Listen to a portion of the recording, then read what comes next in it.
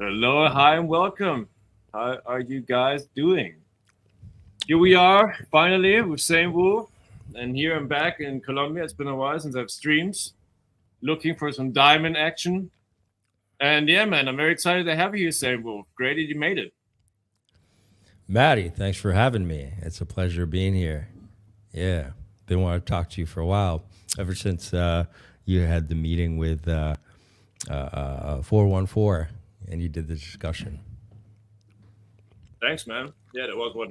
It was probably one of the most exciting moment this year, personally, for me in crypto, for sure.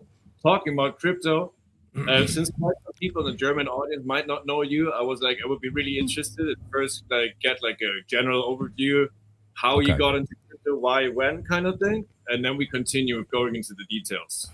Okay. Should I do it in German or? Yeah, if you speak fluently German, they all appreciate it. But All right. I don't want to damage. I don't want to cause trauma to the audience, the fellow Germans. I'll just do English. But Dunka, pleasure being here. My name is SaintWolf. I started making content a few months back because I had discovered a thing called Atropa and these liquidity pools and this crazy stuff happening, and it got me really excited. And I started hanging out in the IRL chats and just started making videos to it just to add value and share because nobody was doing that. So I was like, okay, let's put this out there. And then I slowly started making more content. But I actually found Pulsechain when, it was like 2020, 2021. I was typical on centralized exchanges, buying Bitcoin, ETH, whatever, looking at YouTube videos and I don't remember exactly who talked about Hex or Richard Hart, but I started seeing some stuff. And when I searched for more in depth on the Heartman, I pretty much what I was discovering was what everyone was familiar with, that there's a scammer and this is all crap and it's just a lunatic and all the typical stuff. So I had to pass it off and let it go. But then I was slowly intrigued, so I kept researching and kind of keeping up with like his live streams and listened to him and fact checking. And slowly, so many things were coming true. Things about he was talking about the crypto market and exchanges and all the fraudsters out there. And he was on point. He was on point. And I got to feel, just as a person being a very social person myself, that a lot of people were judging him because they didn't like his personality. And they didn't realize that's why they were judging him, because actually, technically, the things he was talking about made a lot of sense. And I don't mind his personality. I'm fine with it. And then I was like slowly becoming more and more of a fan. I started making my way over here more and more. And then slowly, as I got out of other cryptos, I found myself only coming over here. And then, sacked for Pulsechain and the whole 9 yards. And, got HEX Stakes and everything. And, now I'm over here. Now I've been making videos now for a few months, and it's evolved into more and more and more. And it's been a really cool journey. It's been very organic and very cool. And watching the community evolve has been very, very trippy, man. There's no shortage of drama and characters. We have we got the characters, all over the peanut gallery, as we say. And it's cool, man. It's cool. It's cool being over here. Yeah. So yeah, great. You decided to make content. I also went to this what you were doing. I was like, dope. That's like, it's another point of view, like, I mean, and everybody knows Steven is doing tutorial, explanatory videos, but I also feel like it's good to have several people talking about topics in a different way. Seen you did like, recently you were on with autonomics and surfacing too, no? Am I wrong? yeah, that's correct. Just the other day. And that was really nice, man. And I appreciate that there is several people spreading their knowledge, and that there is content even with bad prices on Pulsechain, because that makes really the community appear well. Besides all the fighting and the Twitter bullshit and people that hate each other, it's good to produce positive stuff. And I feel like you're doing that, so appreciate it, bro. Yeah, thanks, man. when it came to Holonomics, yeah, he was somebody I had discovered and got me into there. And then you mentioned Coexistent Stephen. He's another guy who I discovered too, because when I first saw him, same with Holonomics, like the things we were talking about seemed so outlandish and so crazy at the time. You know what I mean? And as I dug in, and learned about PDI, and then watching Coexistent Stephen and his talk, he was talking about these liquidity connections and that there was a developer. He was talking about Atropa and all this. And as I dug in, I was like, oh no, this is really happening. No, there is something here. And it really inspired me to dig in and start doing my own research. And then that's when I started making that content when the 414 and all that. Because it was really cool, man. Yeah. The creators are really cool. Really inspire. Everyone's been inspiring everybody. Yeah. Yeah, I feel like that's the great thing about having a community, is actually trying to be positive and build something that is like, dude, I'm always enjoying talking to Steven. I think he's a great person. I have not met or talked to anybody who's into a Tropa space that I personally dislike, which is pretty unique. So I feel like we're at a very good vibe right now. It might have helped that Awesome 414 is potentially an online troll and knows how to keep out, let's say, more sensitive people, because you can read the IRC chat. A lot of people will get turned off. Let's be honest. There's some aggressive, insulting stuff in there. Perhaps for some people, pretty damn shady in the way it's expressed. And I'm just saying, it's a little bit like when you were talking about Richard, no? Richard has like a couple of personalities that he's using online. One is the outrage billionaire, have a big dick and the biggest diamond on the planet guy. And I feel like if you've met 414 in real life and then read your chat, it's like if you're looking at two completely different persons. You know what I'm saying? Yeah, 100%. Like he's not the same guy online that he's in real life. And I feel like it's something good to keep in mind, to not judge somebody too much about what they're writing online. I think he just likes to troll. That's my personal opinion. Yeah, and I thought about that when I was first going through the chats, the IRC chats, from the posting of the random YouTube videos to the random outbursts of anger or insults or whatever it was, or just strange kind of behavior. I was like, okay, I think he understands there's a level of what's the word, privacy that isn't present, and he knows how to avoid detection of algorithms and AI bots that may be hunting for 3-letter agencies or whatever.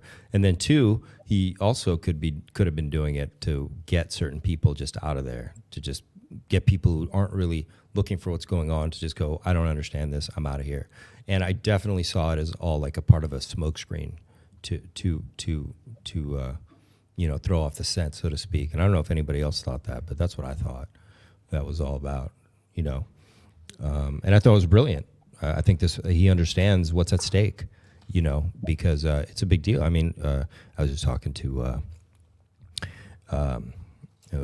Pulse Florian yesterday, and we were saying, first you saw McAfee in the Faraday cage, and then Richard Hart's last video, he's covered everything, hiding. Like, there's shit at stake. I mean, this isn't a joke, guys. This is like, you gotta understand that there's people hunting for either it's patriots or people who want to be independent or libertarians or people who have their own ideas. Like, you're being hunted right now. The 3-letter agencies are not holding back, and they have departments and tech groups, and we don't even know who's doing the hunting, right? So the fact that he was doing that was smart. I was like, okay, it's either to keep crazies out or to just avoid detection of whoever might be out there hunting for the next, intelligent person to do something intelligent. They like to put out our fires before they get started, right? Yeah, I think he is a pretty strategic mind. Yeah, very strategic. I mean, he seems to be a guy who's done like not 3D chess necessarily, but more like 5D research. Like the person 5D is like, research. Yeah, man, it's just like I've never met a more knowledgeable, broad wisdom person. That's something impressive. Really intelligent people, and I was like, this dude is really very, very highly educated, because I feel like it's his personality. He's not probably the guy who played basketball every day, but more or less spent a lot of time in front of the screen.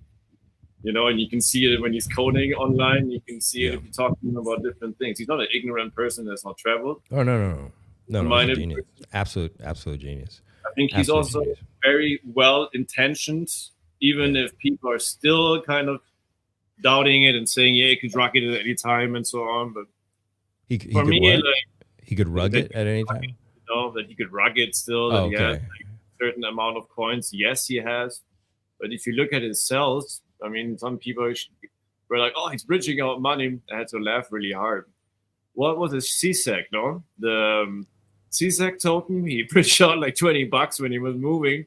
And people were like acting like he would be like selling it off. And I'm just saying that like people love to fun if they're not in it. And you have not even missed the train yet, but still quite some people are, and even admitted. I thought that was actually pretty dope from Hexy these days. I listened to one of his X Spaces about the PLUSD drama. And he was like, yeah, you know, I kind of hated on PDI because somebody told me about it when 5 million were $200 and I didn't give a, and then I bought it for 10 grand. And I was like, feel you know, that's like what quite some people experienced with it. And I feel even a lot of people that were really hardcore maxi half a year ago own now knowingly at least a couple of million PDIs because it just seemed to be too much evidence out now that people could easily ignore it. But you know, like obviously it would have been better if people would have believed when it was really low to get into it, but you're not late in comparison to a lot of other things. I mean, when does Bitcoin gonna do another 100x? You know, just to put that into comparison. I want to apologize in advance. I have a cough. I'm gonna do my best to keep it off the mic and munch these cough drops. So, yeah, I mean, people got to get in when they get in. You know, PDI still has a long way to go. But yeah, people just out there flooding because it was a very mysterious thing happening. It changes the narratives and the paradigm of the chain, and a lot of people aren't ready for it. You know, a lot of people aren't ready to imagine how big Pulsechain actually could be. It can be a lot bigger than anything any of us have imagined. It could be much, much bigger and much more dynamic. And in the sense dynamic, I mean like alive, like organic, like moving, you know. Yeah. And that's intimidating. That's scary. We don't understand that yet, you know. It's a mystery. Yeah, we're just getting hints from different parts, seeing what Rich is doing with the 2A22 wallet to other PRC20 stuff, like BTT, other protocols you've been using for launching Pulsechain, for eventually doing more use cases inter-blockchain. I imagine to be very, very clear, in my opinion, not like changing my mindset on that Pulsechain is going to be the most liquid chain from how much liquidity is going to be there. So logically, the entry to other chains, if you go into a chain, you go into the first and the most liquid and then to others. Yeah. So that's going to be PDI, PUSDC, and PUSDT. And in the end, for me, it's a pretty clear vision. The same thing goes for like getting yield on holding PDI and EDI, for example, or how it's called again after it's going to be changed. And it's a pretty clear one. You can make pools with it too. Then once it's paired, once it's pegged to its ETH price. But when that happens is another question, because I feel like that's the biggest mystery to me that I'm not able to answer, and that people love to speculate about. It's like, oh, it's going to be in November, October. That's pretty close to now. That was used to be a speculation. Now we heard in 2 years from when it started. That would be July next year. For the pegging? For the pegging? Is that what the pegging? That's like the information has been out there and discussed. No? And Maria himself said if it's in Amsterdam, to me, he said if it's in less than 2 years from when I launched it, it's a full success. The stables. Yeah. I think it needs to take some time. At least 2025 summer, at least. Yeah. For a lot of reasons. It's just like safety for one.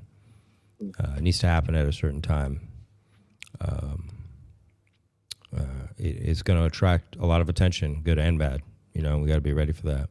The chain is to be a little more robust and ready for that.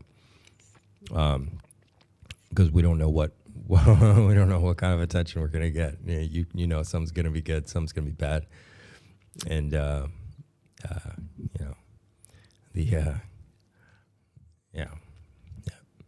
Are you agreeing on the topic of Atropa being kind of like a revolutionary libertarian dream for markets, in the sense of like a free, an alternative eventually, like a decentralized financial system that is not owned by an entity?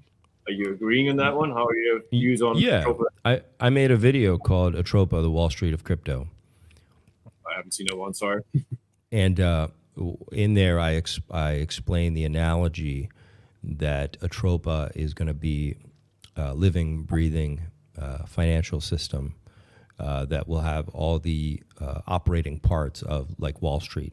You know, Wall Street's broken up in a lot of different things, you know, from liquidity providers and exchanges and market makers and all these different things. It's going to have all that, and it'll keep liquidity moving around. So, yeah, I 100% think it's going to be.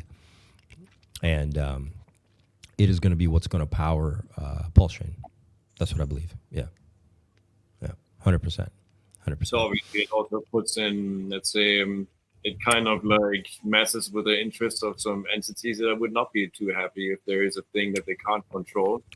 So obviously, we have to be ready for that. It's going to happen. The thing is, we're just small enough where maybe where maybe they like just you know, kind of leave us alone for a little bit, but there just may not be a lot they can do for a while in the beginning, but it's going to be the same cat and mouse game where eventually they'll figure out how to get in or start.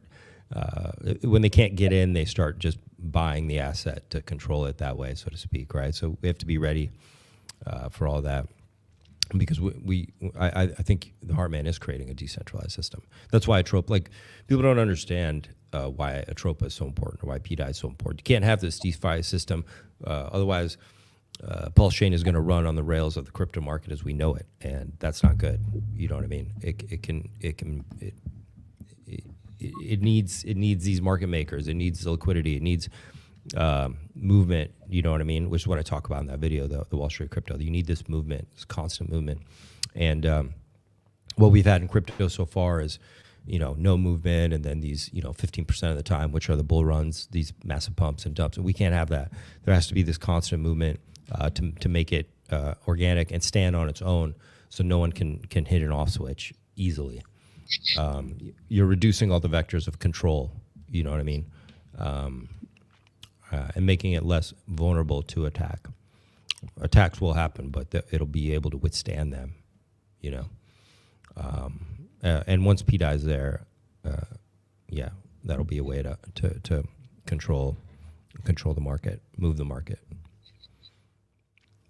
What is your opinion on the crypto market and the macroeconomy, in the sense of, like, you think there's going to be eventually no more correlation, or there's always going to be a big correlation between, let's say, the gold price, the stock market, and the Fed's policy in crypto? What are your thoughts on that? Is there going to be eventually really independence of the U.S. market? I mean, we're talking about the U.S. market mostly. You know? I mean, there's Europe too, but like if you're talking about Fed policy, we're talking about the Federal Bank of the States. We're talking about the regulatory policy of the states. It's been still like a very, like, let's say, American regulated and potentially also threatened problem right now, no? Because, like, if, let's say, we don't know who's going to come into office in November, but we obviously hope that there's not going to be shittier regulations or Gary Gensler going at it even crazier than now. But in the end, we can't influence it, but it's something. What do you think about that? Like, how much influence does events like this have for you on crypto, like the US election right now?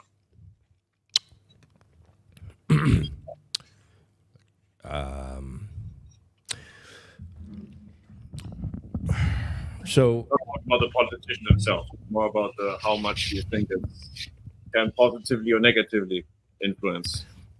So how much do all these events positively or negatively affect us? So here's what you got to understand, is that crypto is already controlled, okay? And maybe that's bad news to some people, or maybe that's new news to some people, but it already is. The powers that be, or they, have not revealed their hand yet, okay? That's why the Gensler is playing coy and dovish right now, because they actually have full control. They already do, all right?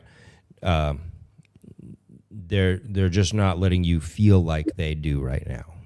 Everybody still feels like they're running in the libertarian fantasy right now. Okay, they're all over the place. Okay, they're in Solana, they're in Tether, they're in USDC, they're in Binance, they're in Coinbase, Kraken. Who do they not have? What do they not have control over? Well, I mean, obviously, DeFi, but my point is like the broader market, right? So, who becomes president? I don't think anybody should really worry about or give two shits, to be honest. I mean, look, they've already gone at the guy twice. I think it's pretty obvious who's going to be the president and who they want to be, and who knows what they'll do next to make certain of that. You know what I mean? I don't believe the last election was fair. So I don't have any. I don't have any. And let's say he does get in the office, it's because they wanted him there. Okay, and they have a plan for that. That's how I feel about it. Okay, so and that's why I'm all in Pulsechain, to be as independent as possible. But the thing you got to remember is when somebody has full control like that, they're obviously they have control because they want to move it in some direction. So you got to ask yourself, well, what is that direction? What do they want to do? Well, the masses, the retail, is not here yet. Okay, they're not, and I don't know if they're going to come this cycle. They may not. They're in pain right now, the whole world, right? So everybody knows that, right? So credit card debt is the highest it's ever been. Defaults are higher than they've ever been since 2007. Sorry. And so retail's, struggling, right? So the libertarians are here. We're here. We're what? What are we? 2% of the market, 3%? Like people that have already bought crypto. We're the kind of like, we're the early adopters, or the people that came for the freedom or whatever, and also the gains. The next group of people is what? The other 90% of the population? Really? I mean, I know a lot of people have heard of Coinbase, blah, blah, blah, but really, if you think of like globally, like 90% of the planet's not in it, right? That's a big market. That's a big market, right? So you have to logistically think, like, do they want you selling to that market, or do they want to sell to that market? And the truth is, well, the banks want to sell to that market. That's what they do for a business. You know what I mean? And so they probably want to make certain that CBDCs are in place so that they can easily onboard the masses. They don't want you selling to retail. They don't want you unloading your bag on retail. They want to unload their bag on retail, right? And so that tells me that it makes sense retail isn't here, and they're going to make sure they're ready when retail comes. So they're going to decide when retail comes, because the media cycle will spin like it did in 2020, 21, like A-listers, all that stuff. So maybe we do get the rest of the bull run or whatever, but it won't be like the big run. The big run's going to happen when the CBDCs are here, or you notice all your banks have the crypto wallets ready. That'll be your sign that this is the big, like, we're going like 2020 all over again. 2021, it's going to run like it. It's going to be crazy. Right, because they're ready to absorb it. Now you'll get to sell to the masses too, but now you know that the big boys are ready to sell to the masses. And I think what could end this bull run will be, remember, you have to transition from the illusion of an independent a stable coin, which you have now. People don't realize they can just be turned off, right? They have full control. The 3-letter agency is already running in the background of Tether, right? So they're going to, they need to spoil the name of the stable coin. So eventually that stablecoin FUD may actually come true at some point, where they'll blow up Tether as we know it, and then it'll come back, but they'll actually be the ones behind it probably, or maybe they'll rebrand it, or it'll be called something else as a stablecoin or something, right? Because it's probably easier for them to just take over Tether officially than have like a Fed distributed stable. I'm guessing though. I don't know. Now we're just speculating into crazy town. No, but I feel you. I mean, it makes more sense for people to voluntarily use something than having to use the government digital dollar, the official one that they buy. It's easier to sell to people that are more used to their freedom. Crypto, obviously, I agree on that one. Yeah, also, they need to blow. They need to blow. Eventually, that it has a direct. We need direct off ramps from Pulsechain into hopefully cashless payments. Just having cards which are not going through US necessarily. That would be great, but I mean, yeah, that would be phenomenal. That would be great. That would be free. Obviously, where they're going to get you is cashing out. Obviously, in the sense of like, if they don't like you and they want to fuck with you, they're just going to fucking use their admin keys, and your nice USDTs are no longer usable. Yeah, and to get papers together to somehow get them to unblock it might be a real, how we say that, bitch. It's going to take a while. It's going to be expensive. Yeah. So yeah. I feel like I don't. That's really not the idea of crypto, but obviously we all know that that it's not a free market. That there is no free markets on the planet. Sounds really harsh to say that, but I would say that's actually really realistic statement. There is nothing that's completely unregulated. They're certainly moving us away from free markets. Yeah, they want to move us into fully controlled markets. Yeah, 100%. Yeah. And they have to be manipulating with the subsidies and like subsidizing big companies with shit. That's not a free market, free competition. That's just helping out your buddies to get richer. And I think that's one thing for me that motivates me, at least to be on the space, or to be generally like once in a while doing a stream or whatever I can to be part of this community. Is my intention. I don't want to work until I'm 70. Agreed on that one. But also, I like freedom, and I like to be independent from government control as much as possible. In this world, where anywhere you are, you're under some law and some bureaucracy. But my general goal is to fuck at least the less necessary possible, not having to deal with this shit, because I don't really feel like that's what life should be about, is to just live in a fucking controlling system that's telling you who you are. But yeah, I feel like 100%. 100%. I think now is the time to decide if that's what your hierarchy of needs are, and like you're expressing freedom being very high value on that totem. So you have to put your money where your mouth is right now. Things are speeding up. Events are going to happen. And a person needs to decide if that's what they want, and they need to move toward it and get out of your head, get out of your illusions, understand what's happening, understand reversion. Countries that might have been a slave state before are now maybe the free state. The ones that you thought were the freedom states may now become the controlled states. So, that's why a lot of people are moving to South America, for example, right? I know a lot of people going to Brazil and Colombia and Chile and Uruguay. And even I lived in Brazil for a year recently. You gotta decide. I mean, right now, obviously Canada, they were going in the UK, Canada, they go to your home if they don't like your tweet. It just started in the US. Where the FBI is showing up. So, the writing's on the wall, and you got to move, because it may not be like this forever, but you don't want to be there when it gets really nutty.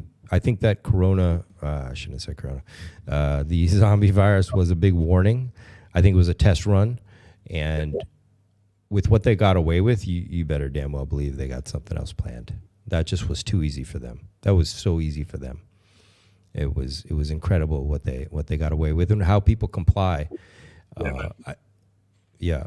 If you're out there listening, you should be considering considering that how easily the people or that were around you that complied. And if nothing scares you, that should scare you. Okay. Because historically, people don't just become evil. It's just people just do things you just never thought they would do. Like in Germany or in wherever it was. One day everyone's a normal person, and the next, whatever. And I didn't mean to use Germany, but no, it's all good. It's reality.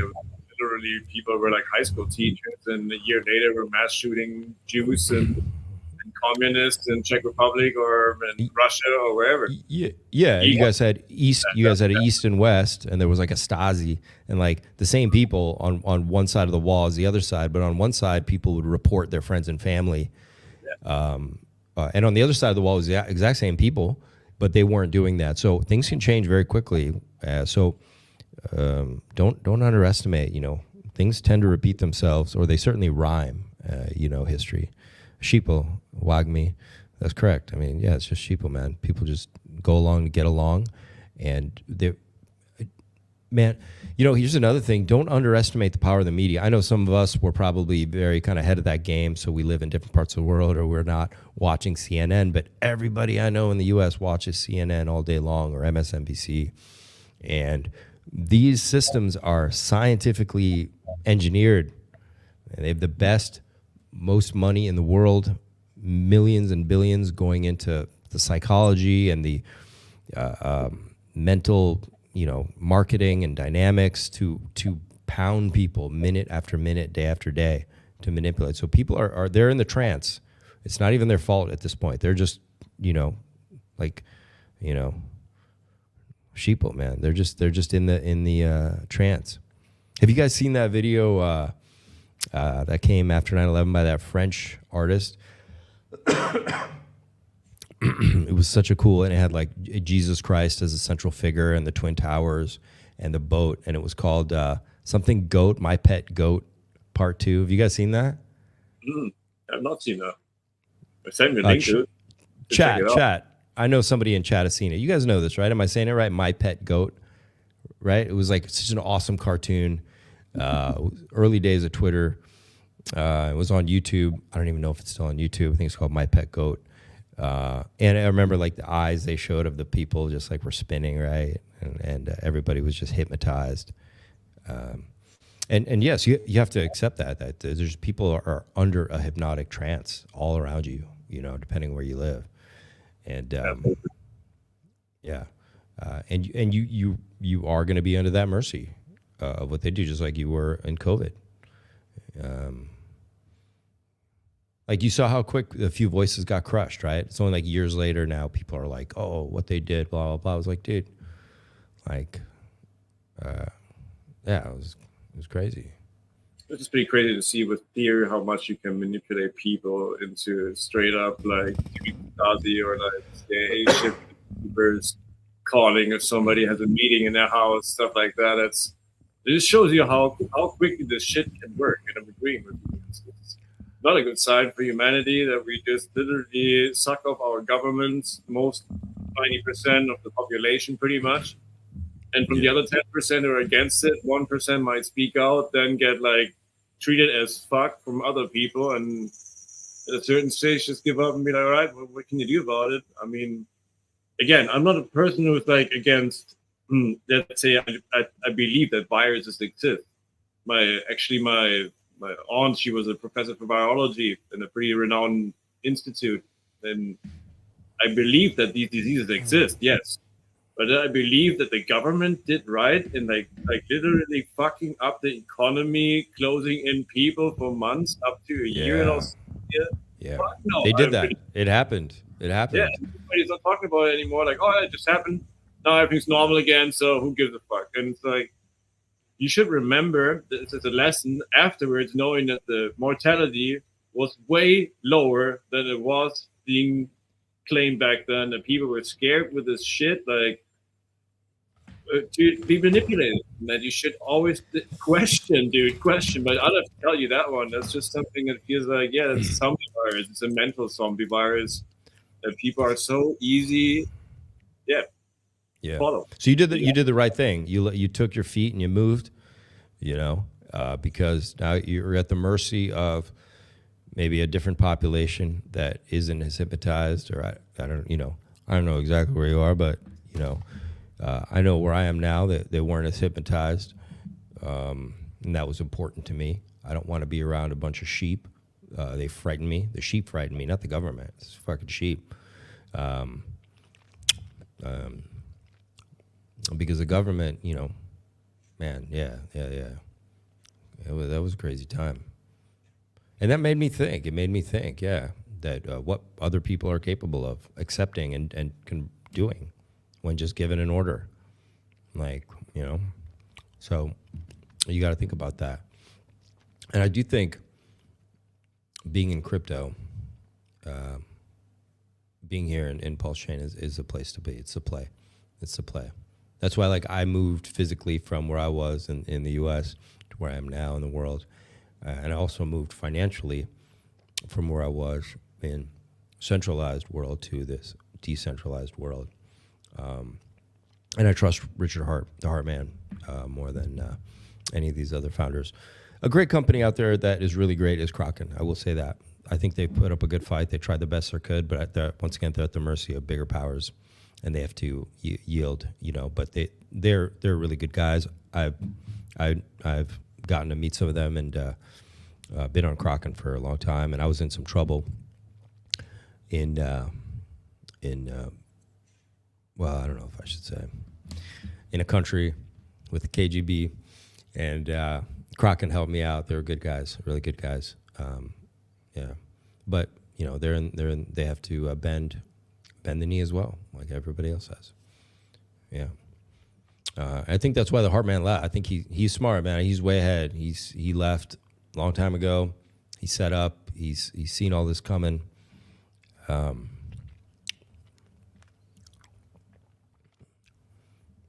You think he intentionally provoked to get sued? Do I think that he intentionally provoked the SEC to get sued? I mean, we're not saying that he did that. Obviously, we're not lawyers, but in the sense of, do you think as a hypothesis, let's call it like this? It has crossed my mind. I haven't spent a lot of time going down that strategy direction, but you'd have to think nobody'd be crazy enough to want the SEC on their ass because it's expensive. It's not even about winning or losing. Everybody has to settle. That's what it comes down to at the end. I mean, I guess you can have a case won or whatever, but at the end of the day, sometimes it's just you got to pay him. So maybe he saw this coming. Maybe he knows where it leads, and maybe he sees that's the best thing. But at the same time, maybe not. Maybe he just really wanted the attention and wanted to be outlandish. It was like an alter ego. You know what I mean? When you get success, you get to put on your fur coat or whatever. That was his version of that, of the bat suit or whatever. The alter ego for him. And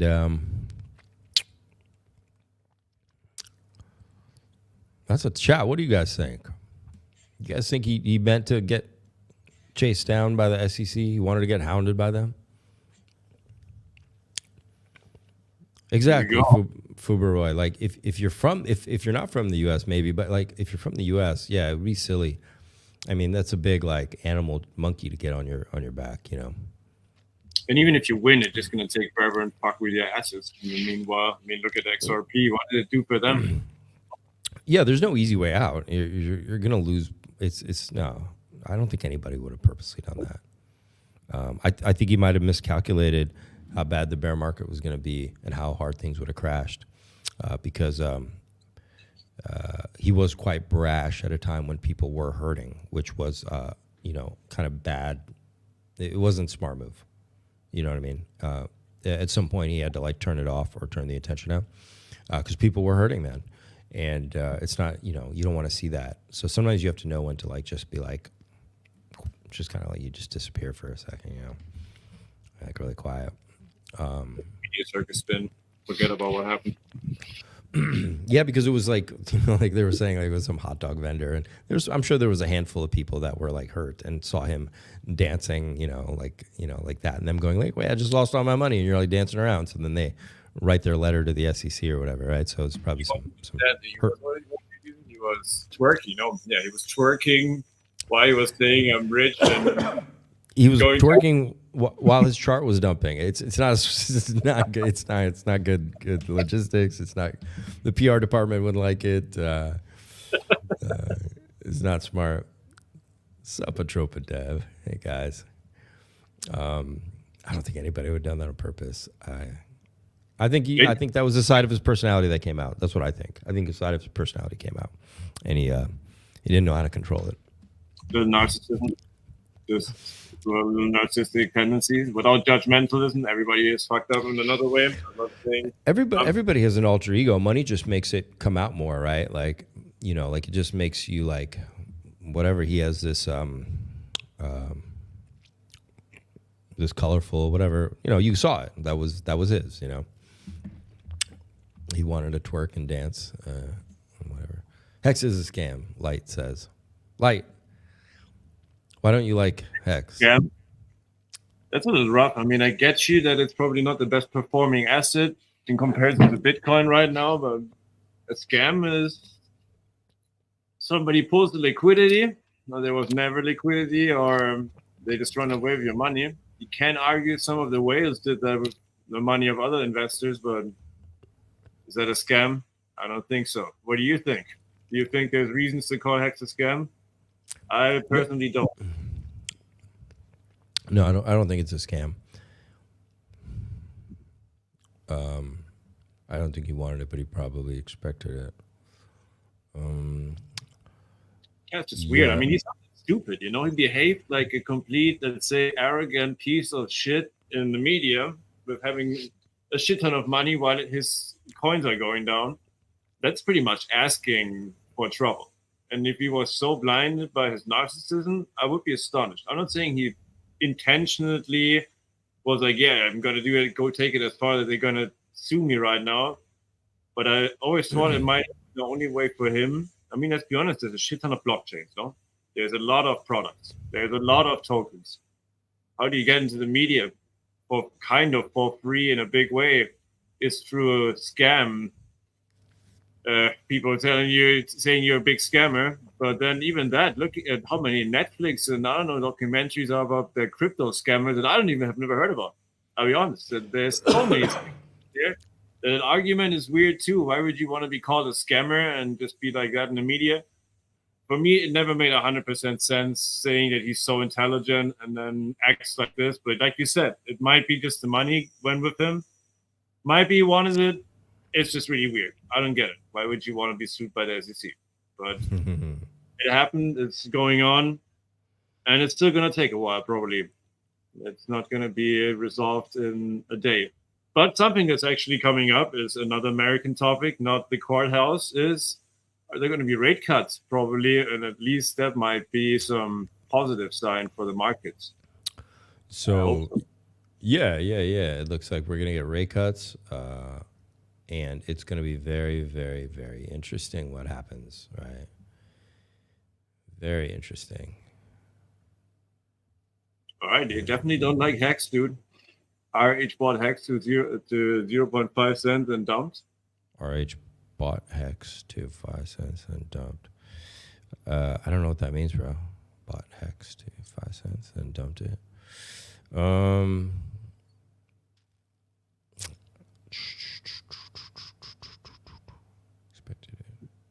So don't get that logic 100%.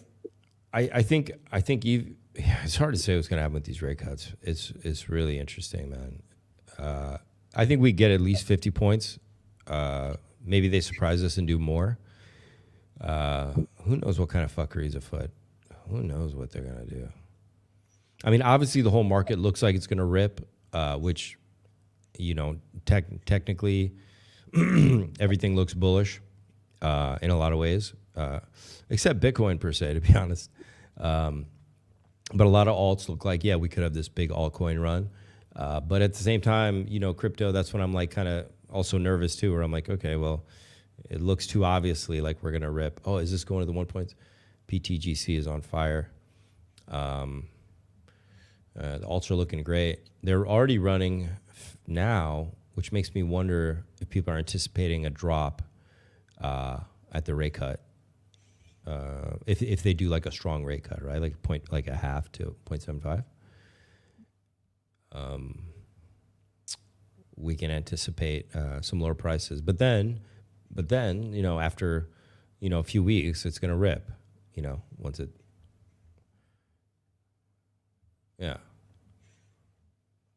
What are your thoughts a little bit about the whole market cycle?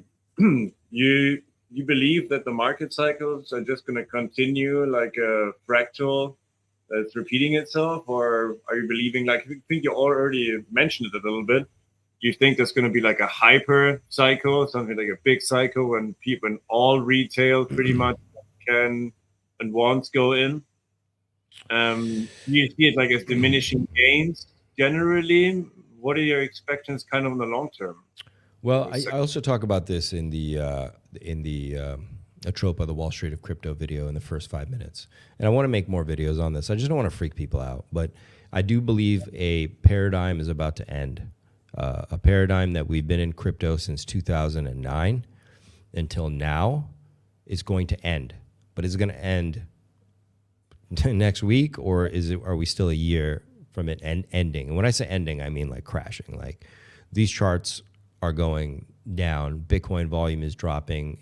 It all looks like it needs to come down to like an end, a crash, and then we're going to rip like you've never seen us rip before.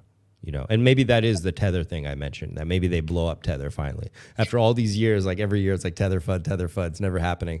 Maybe it finally happens eventually and they blow it up so that they can take it over in the background or whatever it is, or okay, the new Tether, but backed by the Fed, FDIC or whatever Tether, right? So it's backed. But to do that, they have to first destroy trust in it to show the crypto market that, hey, we can't ever have a crypto market running on a stable coin. The Fed needs to do it. That way we can make sure this never happens again, when they're going to be the ones that actually blow it up to cause a problem, right? They're like a big mafia.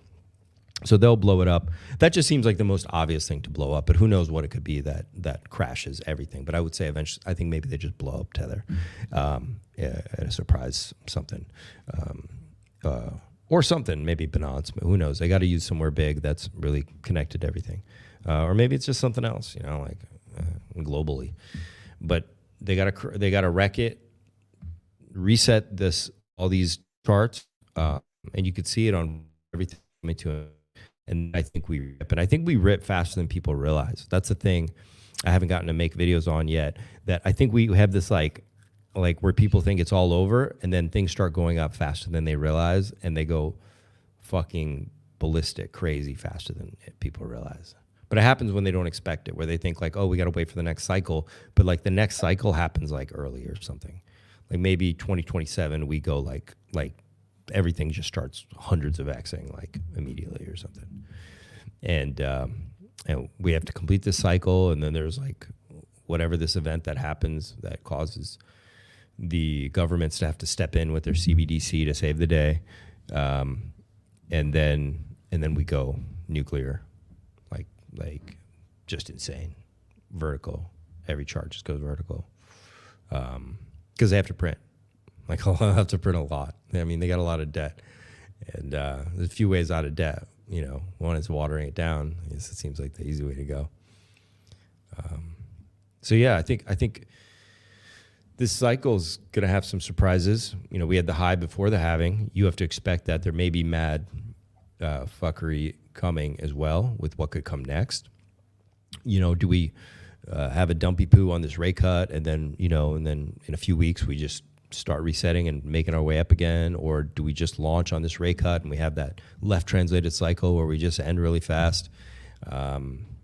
Or do we, I think it could make sense if there's like some steam let out tomorrow, and we have a month of a break, and then things level out, and then we start making our way back up, and we actually run into next year, 2025.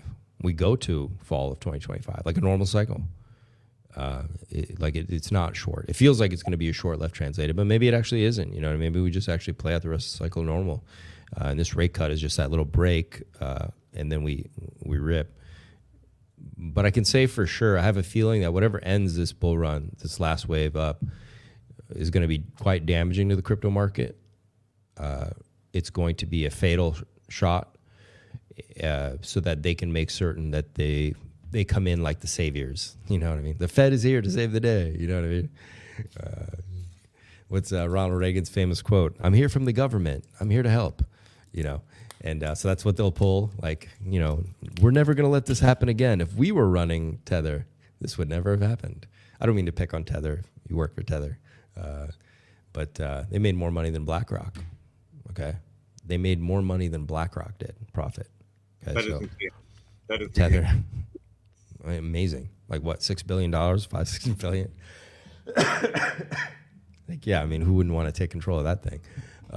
And they can. They've got the bullets and the bombs, so they're going to take it, and by hook or by crook, and then we'll restart, and then everyone will be like, okay, we got to wait for the next cycle to start, and I think maybe we have a surprise, like it just starts way faster than people think. Since this cycle has been a bit of like a jip, right? Already people can tell like it's not going to be the hottest cycle. The next one I think makes up for it, like you never seen, and it's going to start early, so you should be ready for that. That's my weird prediction on it. Well, dope, man. I personally don't know 100% how it's going to play out, but I'm pretty damn sure it's not just going to repeat itself another 20 times exactly how it has been, because it would not make sense for the big investors to just give us money. to just give us money? Is that what he said? I mean, it's pretty easy. Who doesn't know the cycle theory? It's a little bit into crypto. So I'm saying, do you really think BlackRock, Goldman Sachs, whatever these people are just going to hand money over to us because we all know exactly when we can sell on them? At a certain stage, there has to be a black swan thing that's going to happen, and fuck with it, because they already don't want us all to be multi-millionaires and some of us billionaires with their money. That's what I'm saying. So I'm also wondering about when. All the early people that got into crypto, you're all like libertarians, you're all like freedom fighters, and you're for free rights and free speech, and you're into all this great stuff. And I think they're fine with that. They're fine that, hey, you know, the peasants want freedom of speech, and they want freedoms, and they want this and that. But here's the problem. You know, 100,000 is a magic number. Everybody knows, like anyone who's had Bitcoin for a few years is like, oh, I'm selling at 100,000, you know. They know that too. They know that's a magic number. And they don't want all these people that want freedom of speech and freedom of this and freedom of that to all of a sudden become like 100 millionaires and billionaires overnight. Because they're going to produce this political class of people that are incentivized to want to fight them now, right? So I think we certainly have some surprises coming for us for sure. And it's not. We'll get to 100,000. We're going to go way past it, but it's not going to be that easy. They're not going to make it that easy. That's for sure. I imagine they try to scare out the most people they can. You know, yeah. They're going to scare the living shit out of you. You got to be prepared for the next big thing. You know. I mean, we just went through such an extreme, let's say, downfall in all of the RH coins, at least. Not necessarily our Pulsechain projects, because you were mentioning earlier, PTGC, for example, all-time highing right now. There's other projects really well, while Pulsechain, HEX, and so on have been suffering. There's been some signs of life lately again. That we have been seeing that there might be a little HEX movement happening again, and our H coins might actually bottom out. But yeah, we have been through some stuff that most Bitcoin holders don't even know, because they're not from the beginning, and for them a 99% drop is something that they would call the government for aid. You know what I'm saying? Like where the event actually happening that you're talking about. So yeah, I feel like we're set for it. Whatever happens, I'm not too worried. I definitely went with my stoicism to get more stoic in the bear market and just look for opportunities to do some swing between some stuff. I'm not like a crazy trader or gen, but once in a while it definitely makes sense to be informed and looking for other projects. Talking about different projects, I think that's something, well, I've mentioned it. Yes, Inc. has not been mentioned by the SEC. That is true.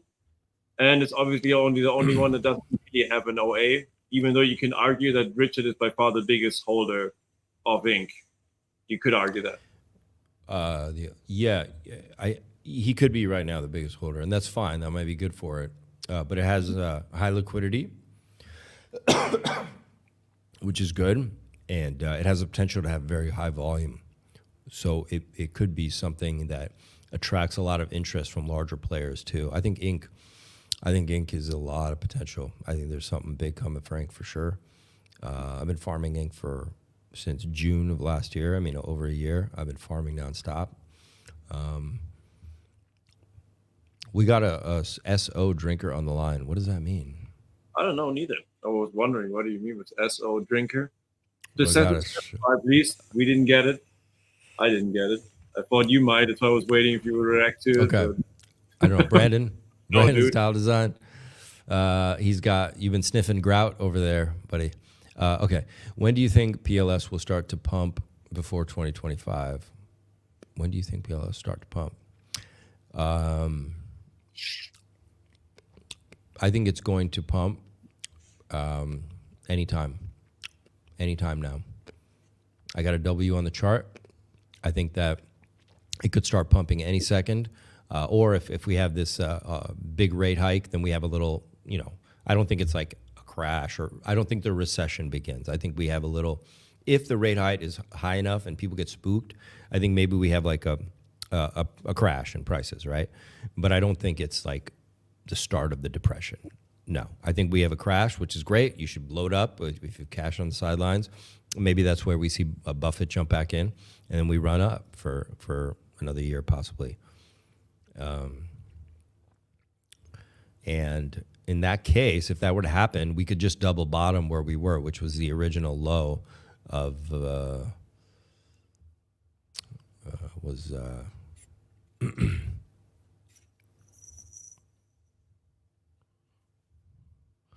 Talking about the local low, 0.0000311. Maybe we just touch down there again, or 0.000030, like negligible, like just slightly, because there's support right there. Okay, but we could just hang right here, anywhere in this range. This is an amazing price range, so we're down there. I don't anticipate we enter a recession or a depression right now. I know some people are talking about that, right? Like maybe the depression or the recession is about to start. I don't think so. I just don't think so. I'd be hard to believe that would happen, man. I do think it's very possible this cycle plays out. Maybe we have this rate hike, little dump that happens, possibly, and then we rip. I think we go, yeah. But it's all speculation, Maybe we are left translated, and we just pump until the election, and then it's all over. Some people are saying, right, and then the recession starts or something. Yeah, I guess it's possible. I don't think so, though. I don't know. I'm still pretty positive, about us having another leg up, even if we do get a little dump with the rate hike. Yeah, and PTGC is about to hit the 1.618, which could be the top, which will be at $46 million market cap. Yeah, that's been flying in the last couple of days, or last about a week now. It's been pretty damn strong against all the other markets. Well, I mean, Peter and Teddy and so on also had their run, but PTGC definitely. PTGC is just on fire, man. It's just rocking. It's amazing. Good Lord. It's crazy. Yeah, I wish I would have bought more a year ago. I bought some, but I wish I would have bought even more, a lot more, to be honest. I was slowly DCAing as we were going down a little bit, so I got a little bag there. I'm going to trade this going up here. I think we get to the 1.618. I think it's going to keep ripping a little bit more. Why do you guys think HEX went into all-time high? Why do you think HEX went to all-time high? Yeah, Why? What went to all-time high, bro? You talking about EHEX or something? All-time high to what? I mean, local high, you could call it. Oh, local high? Is that what happened? Makes sense. Didn't even see that one. Yeah. Yeah, because realistically, there is no all-time high of nothing right now besides PTGC. Which other projects are you considering interesting? We always know, obviously, Atropa. We started talking about this, and we can also go a little bit further into that one. PTGC, you outspokenly like. Which other projects do you consider interesting? Not financial advice, obviously, not saying buy it right now, but more like generally from the community, the tech. Yeah, so to answer this Hex question really quick. So yeah, we had a nice rip on this, on the Hex, okay? You went from 0.001 cent all the way up to 0.0022 cents. So over 100% gain. Why did it do that? I think it was just getting oversold. It's just the nature of market. You know, the market steps in when it finds a fair price, and it had gotten all the way down to 0.001 cent on HEX, and the market decided that was too low. And sometimes it's just that simple. And now the market has repriced it to 0.002, and there's a ton of support there and a lot of trading volume in that area. So the market has decided that's like a range it likes right now to play with that price. Yeah, so it doubled in price. That's good. That could be the bottom. That could have been the bottom. Maybe we're bottoming it out. These are all good signs. And you were asking what other projects I like? Yeah. Like I'm obviously, we already said you liked Ink. Clearly you like the RH coins. PTGC we talked about. Atropa, and I imagine a couple of things in Atropa, probably not just Atropa. I saw you did the video, so you're agreeing on that one. I like obviously the RH projects. I'm watching. I got BTGC. That was one I had been dark DCAing into. BFF, Best Friends Forever. It's a very strong chart. Maria seems to really like it, so I'd been DCAing into that one as well. And I really like the chart. It's in a falling wedge right now. It looks gorgeous. You know, it could come back and retest the low, but it's gonna rip like crazy. And it's only at a $2.3 million market cap. So yeah, BFF. And then there's No Nukes, which I think is just a great meme. And I think if we go to World War III, the obvious people are gonna take interest in that. So BFF and No Nukes are connected, I think quite heavily via liquidity. So those are a couple I really like. Anybody in chat have those, BFF and No Nukes? You guys know those? So Atropa, BFF, No Nukes, PTGC, Teddy Bear. Definitely got a nice bag of Teddy Bear. The RH tickers. I do have a couple of the DAI reflection tokens, which I've talked about in a video. I have Jedi, which is in the Pulsechain ecosystem. I just talked to Pulsechain yesterday. He's like a really cool guy. And I also have one by Sunny's Pub, which is DAI R. Not Die Hard. DAI R is the one I have because the chart looks really juicy. And it was never given out to influencers, so it's just a very, so I was DCAing into DAI R because when those pump, they're going to pump good, and you have to understand that you've still got 300x left for PDAI. So I mean, whatever you're accumulating, and I've accumulated quite a bit in Jedi and DAI R, those are going to be worth a lot. You know what I mean? And they're going to, and as more people take notice of the DAI, thesis, I think people will find these reflection tokens for DAI, of course. So yeah, those are been pretty cool. I also like this one. A lot of people haven't heard of. It's called Infinity. It's by I did a talk with him, a guy named OG Web Chef. Yeah, OG Web Chef.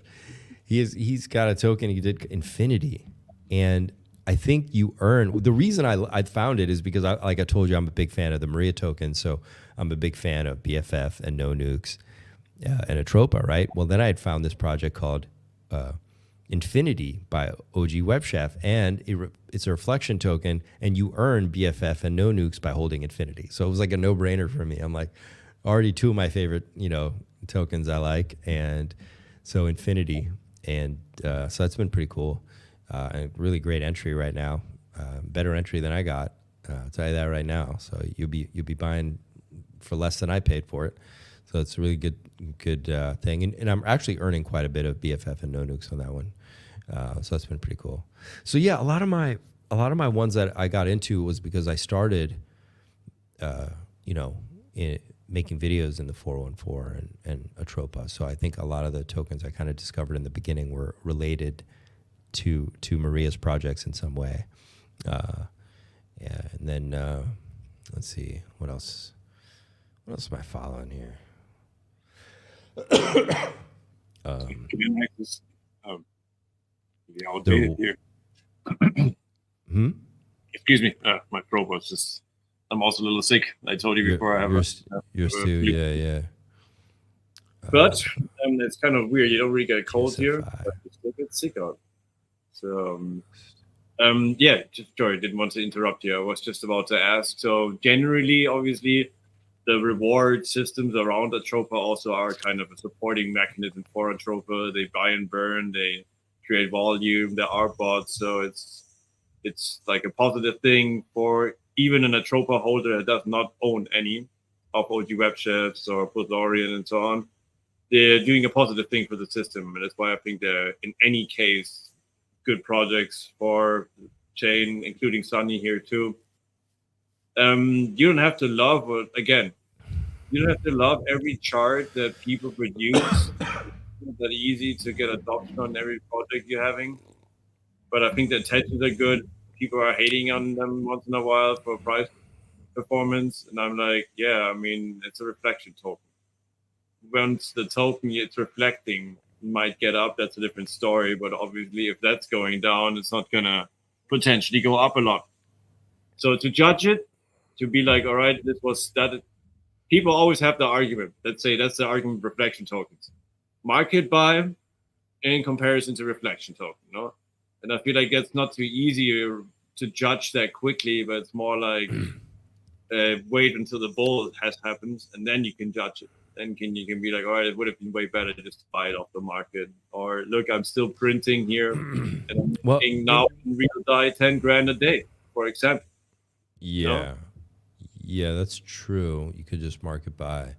The reason sometimes they're appealing is because you've got very low market caps right now. So, for example, I just have the chart for Jedi open. It's a $32,000 market cap. I mean, if you don't think that's going to 100x, there's something wrong with you, right?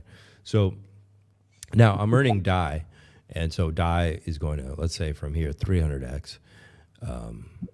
But I do think I'm being conservative when I say at a $32,000 market cap, it's going to 100x. That's only $3.2 million, guys. I think it's realistically going to get to 30 million. It's going to 1,000x from here when the DAI narrative kicks in. Same with DAI R on the Sunny Spot. So that's one reason I think reflection tokens could be good here, because the market caps are so low that you might actually outrun the original asset right now, only because they're so low. Because they're kind of like a what?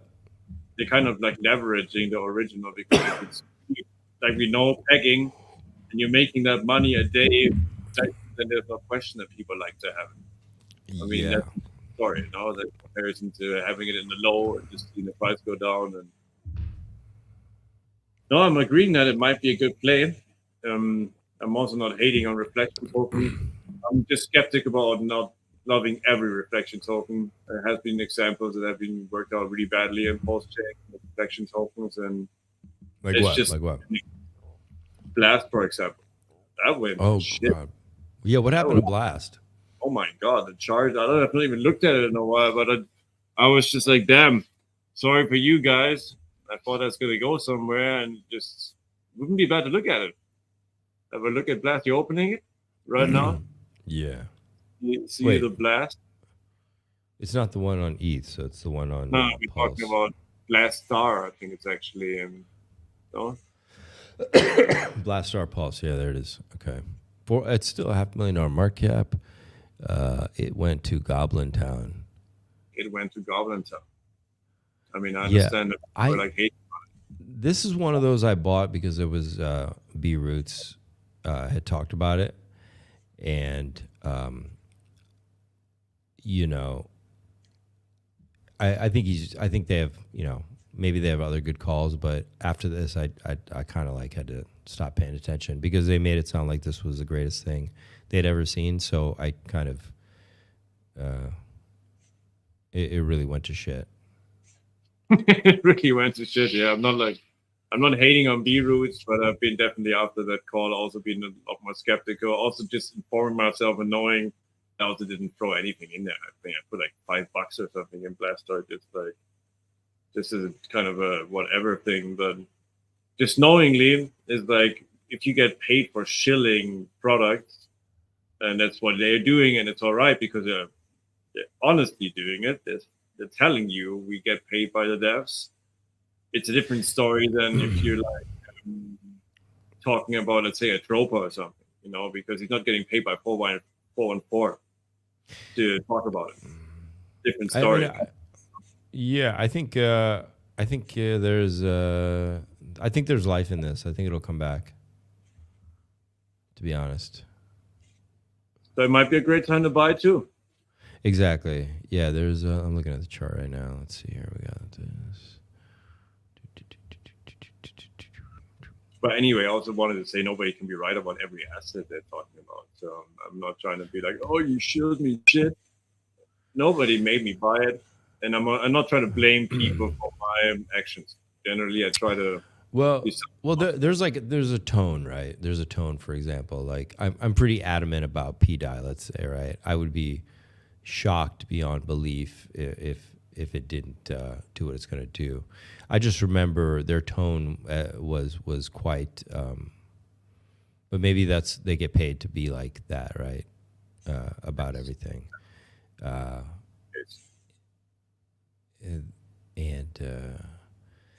yeah, I think this is bottomed out, and actually, we're going to see a reversal coming up on this if the market turns around. So this is because there's still a lot of liquidity, man. Still good market cap. Let's see here. I wish we didn't set it up where you guys can see what I'm doing. So. Oh yeah, please go ahead, present it. Oh, I can do that from my side? You should be. Normally, it should be working. Oh, present? Yeah, you just go to present and you should be able to. Okay. Let's definitely have a look together. I was like, we're just about to finish the topic. Have not looked at the chart, but my lagging right now, the internet connection, I can't really open too much things in the same time.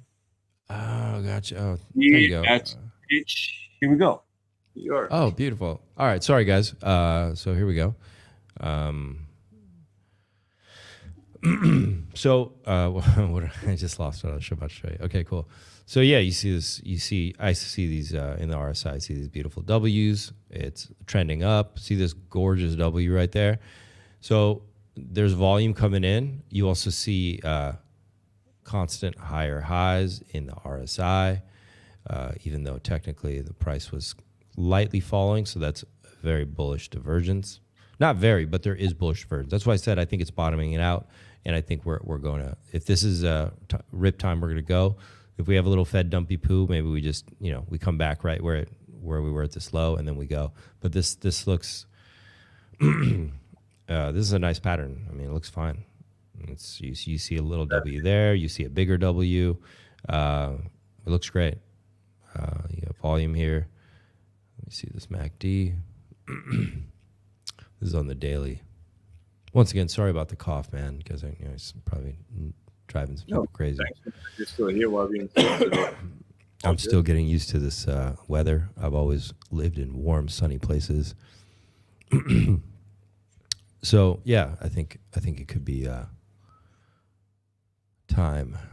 Let's go see how many orders it has. Why are we looking at Blaster? I don't know. We got on this one. We just were talking about like stuff that reflections that went wrong. That was an example that went wrong, but it might have bottomed out and come back, and it didn't even go that wrong. And if you go into it right now, it might be good. It's all about any token. Let's be honest, it's about your entry. You're 100% correct. Like for example, you don't even need to know what this is. You could just see this chart and be like, yeah, I think this is gonna. What's left for downside? You're done. It's only upside left at this point, right? So you're good. HEX is a no-brainer at this point. Like, this is it, man. There's mostly going to be upside coming for this now.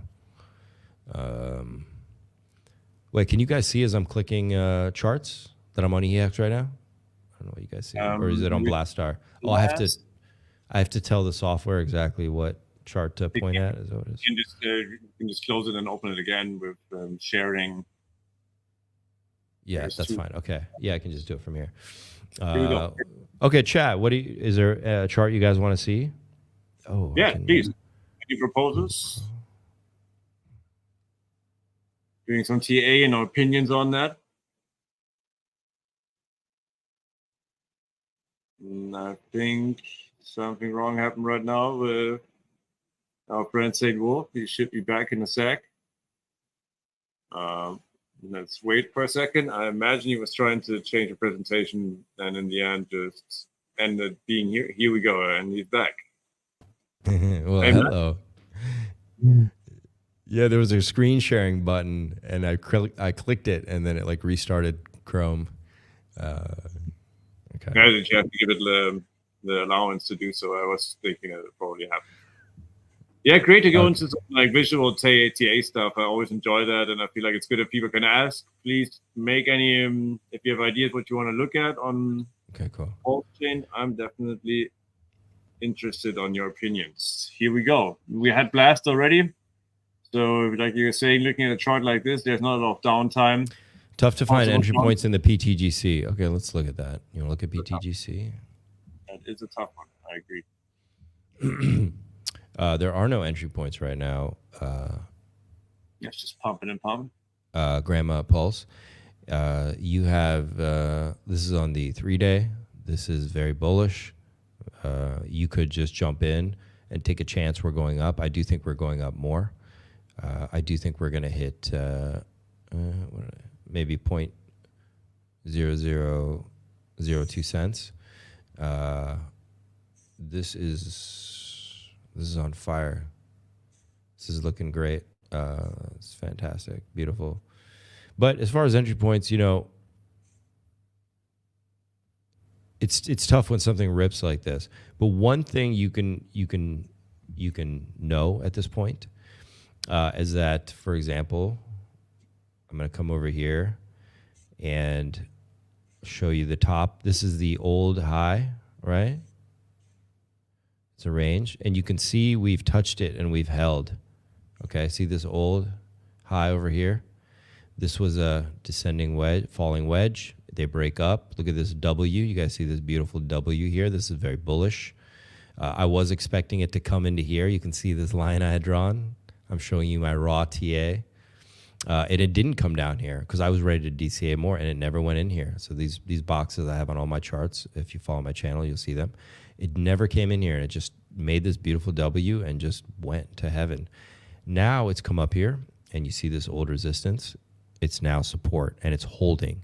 So if you were going to enter, I mean, obviously this would have been your entry, but you're in an entry zone until it goes airborne again. Because it's holding support right here. So you could enter if you were going to. And I can't tell you whether you should or not. I mean, it's pumped pretty hard. But like I said, it landed right on support. That's cool. You guys were able to follow what I was just showing? Yeah, we saw everything. It tracked. Okay, cool. The entry point would have been the all-time high, the closest you could have gotten. Yeah, and so it pumped. Might still be tested. Who knows? That might still get validated another time, but it might also take off. Yeah, see this pattern right here? It's like a bull flag. So you got one forming here. Let me go into a smaller time zone so you guys can see this better. You can see this was that new support. That was that old all-time high over here, okay?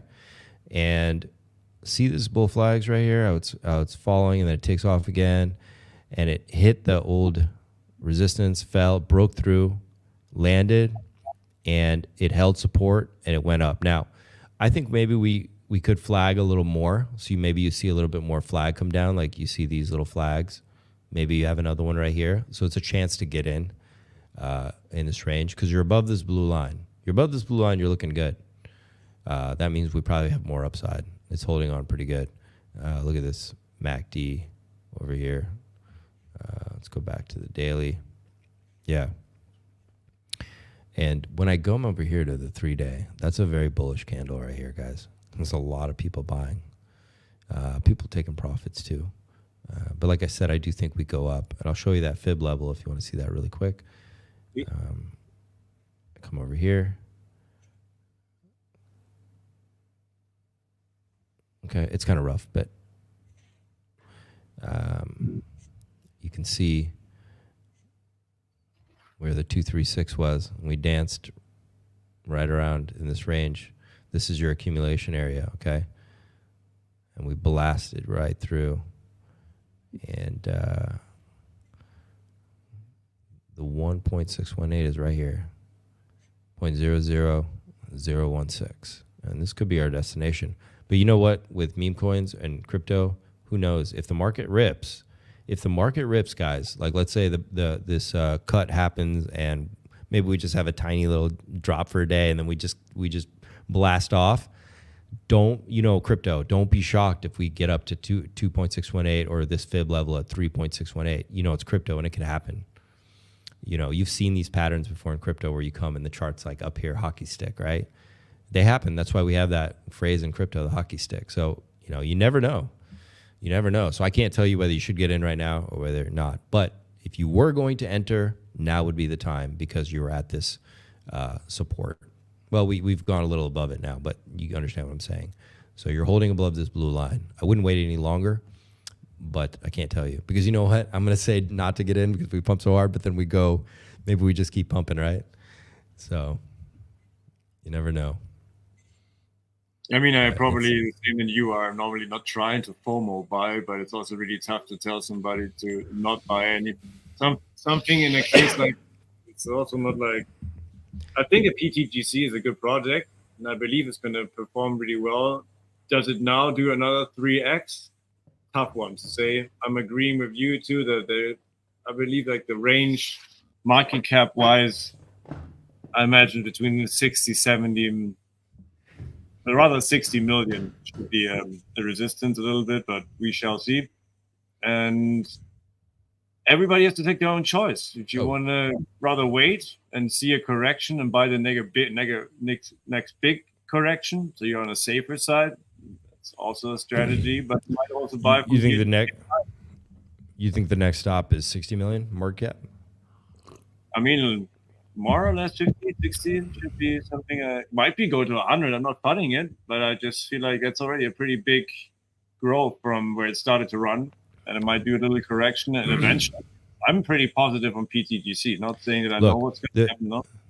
The 3618 is around $100 million market cap, and I think it's very possible we could go there.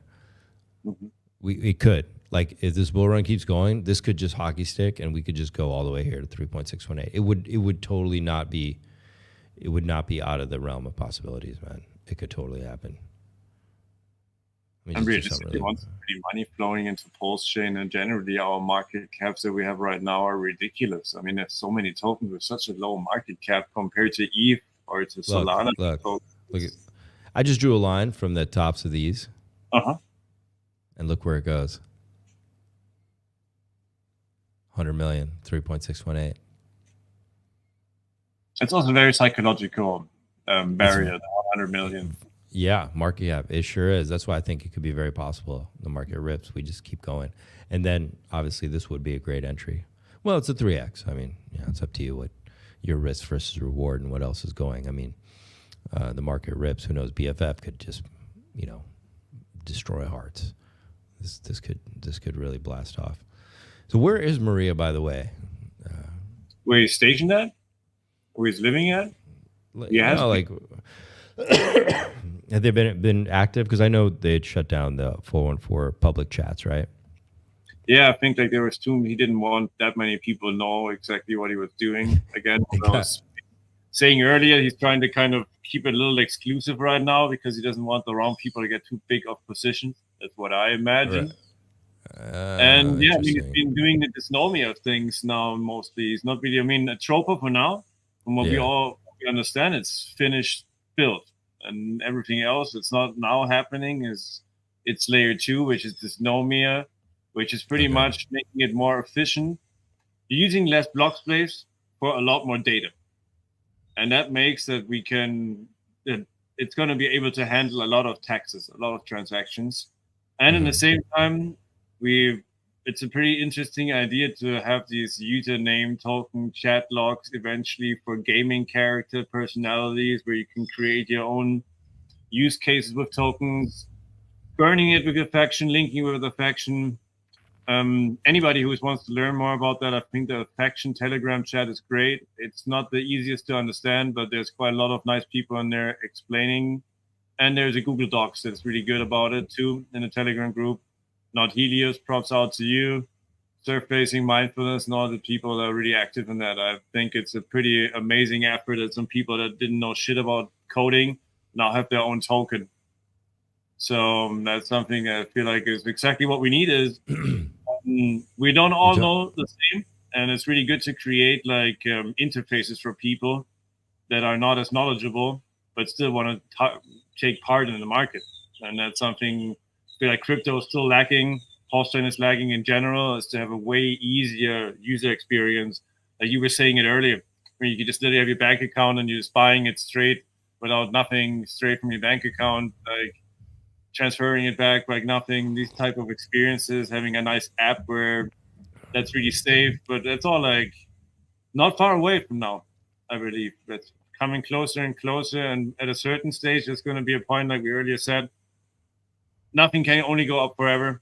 There has to be a hard crash. So hopefully it's not going to be next year. I expect a bull run. I'm honest. I expect the bull run to happen next year and end of this year. I don't know if we get a new all-time high on HEX, for example, but I believe that our H coins are going to do fairly well too. Now, looking at a Tropa, what are your price predictions yourself? What do you think about what was realistic? Like, if there's been several targets out there and targets have been moved by 414 himself too. The 414 had some targets and they moved the targets. Well, I mean, they're not moved them necessarily, but for how long it would take to reach a certain target. No, talked about 30 cents, and it was more like, oh, it's going to be getting to 4 cents for a while before it takes the next leak up. I mean, it's so linked to PDAI with its liquidity, for the burned liquidity, that's pretty much clear that it's going to be very similar X-wise. No, what is your opinion on that? With the burn liquidity, that is going to make the price climb. Is that what you're saying? Pretty much evenly. That there's not going to be a huge difference between the X's you can make in a Tropa or in PDAI. How do you see that? Oh, interesting. You know, since it's so bounded by liquidity, that is an argument that people are having. That it's going to be more tougher to move a Tropa in comparison to Down, for example, or to even Teddy Bear, because Teddy Bear doesn't have as thick of a LP, burned LP with DAI over the P stables. Okay. That is kind of, that's why I'm throwing out there. I think they're both going to do some crazy numbers, and probably very similar, to be honest. And maybe that's what they mean by that. You could see it's a really good chart. Remember, I was explaining to you, I have these boxes. So this one, it came down beautifully and played out the structure, filled out all the gaps, created a little W here. You can see kind of a W over here as well. So it could be that this was the bottom, and we've gone up, or we make a bigger W. You never know. It really depends. If we make another W here, like let's say the Fed does a dippy, they change the rates and we have a little mini crash or whatever. This comes down here, goes a little sideways and goes up, then you're going to have incredible price appreciation. Like that's just a massive bullish. Yeah, crazy. It's going to be crazy. You got this gorgeous cup and handle here, and it played out perfectly. If I, for example, I'm drawing very fast, very rough, just to show you guys some ways to you could see, this range, it touched right in here beautifully. We overshot it, and you could have drawn it. You could have even drawn it even higher. But let's see over here. Maybe you also form something like that. I think that this is going to do what 414 said, and I think they said $7 at one time. They said $3 and then $7. Is that correct? Yeah. That's I think even more originally, but like Really? the range is between $7 and $3 from what I know too, as a goal. And what if you were forming another W over here, right? That could be pretty crazy. And you can see the MACD is turning over here. We're about to cross, heading up. Looking really good. Like this beautiful W down here. We've come up against some resistance. Who knows what we're going to do here. Another little question. It's looking good. As far as price targets, the first thing I would just do, I almost always do this, just because you would do this on a smaller scale. So why not do it on a bigger scale? I just do it. So we're definitely going to get up here, let's say around, February 25, 12 cents. And maybe that's when we have, we come up here and then we have some kind of like reset. We come down, we consolidate, and then we really rip. And I think that's what I meant by 2026, 2027. Maybe we just really take off and everything does hundreds of X's. And this would easily go to $3 for sure. Because if you come over here and you look at this and you're thinking, that's a 100X away. So what would that put the market cap at?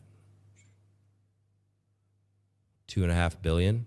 Yeah. So what's 1,000X? What's 1,000X? 20 billion. 25 billion. That's nothing, man.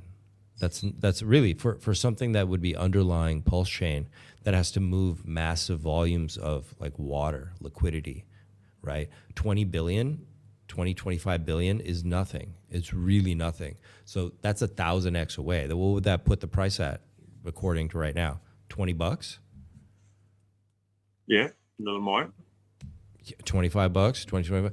So it could go much higher than that. So it's definitely going to go much, much higher than people realize, because you have to understand what it's going to be doing and what it's connected to. The rise and growth is going to be exponential, and you need this to be very strong and robust underneath Pulsechain. It can't be, $2 billion hanging out, moving, puddles of water around. It needs to be substantial. And I think maybe that's why they were saying, as with PDI, it's going to grow maybe more, because PDI maybe has. Is it going to ask me to share? Okay, what's this? Okay, did it go to PDI? Okay, so PDI, I never know what mess you guys are going to see. All right, my raw charts. PDI is it's 780 million. Dude, this is, was it 300X, 250X left from here? 250, 300X? Man, Atropa could have 1,000X left, guys. It could do 3 times what PDI does at this point. Okay? And it's important to keep that in mind as a possibility. It's kind of the difficult part about it. I mean, down, Treasury Bill, TSFI, Teddy, BFF, no nukes. There's quite some tokens that have a really high potential, no? So in my opinion, it's good to own some. Then again, no financial advice, but not just buy a Tropa or just buy PDI. If you want to get an ecosystem, get informed, because yeah, I mean, just saying, look at the charts between each other, for example, down in the Tropa, and also at Maria's statements. It might be good to have some TSFIs, some treasury bills, some down too. And again, I'm not shilling my own bag in that case, but I believe in the power of memeability, of Teddy Bear. Not saying that necessarily it's all going to, at the same time, top out. But what we know is it has a top price of $1 that we probably agree on that's going to hit. Obviously, the others don't, and they're connected to PDI. So, I'm not fighting PDI. I'm also not fighting PUSDC and PUSDT that get sometimes left out of the equation too much. They might be the better leverage play if, again, Maria's talking about stables and plural. No, You said PL USDC? No. PUSDC, not What's the L in there. Don't put in What?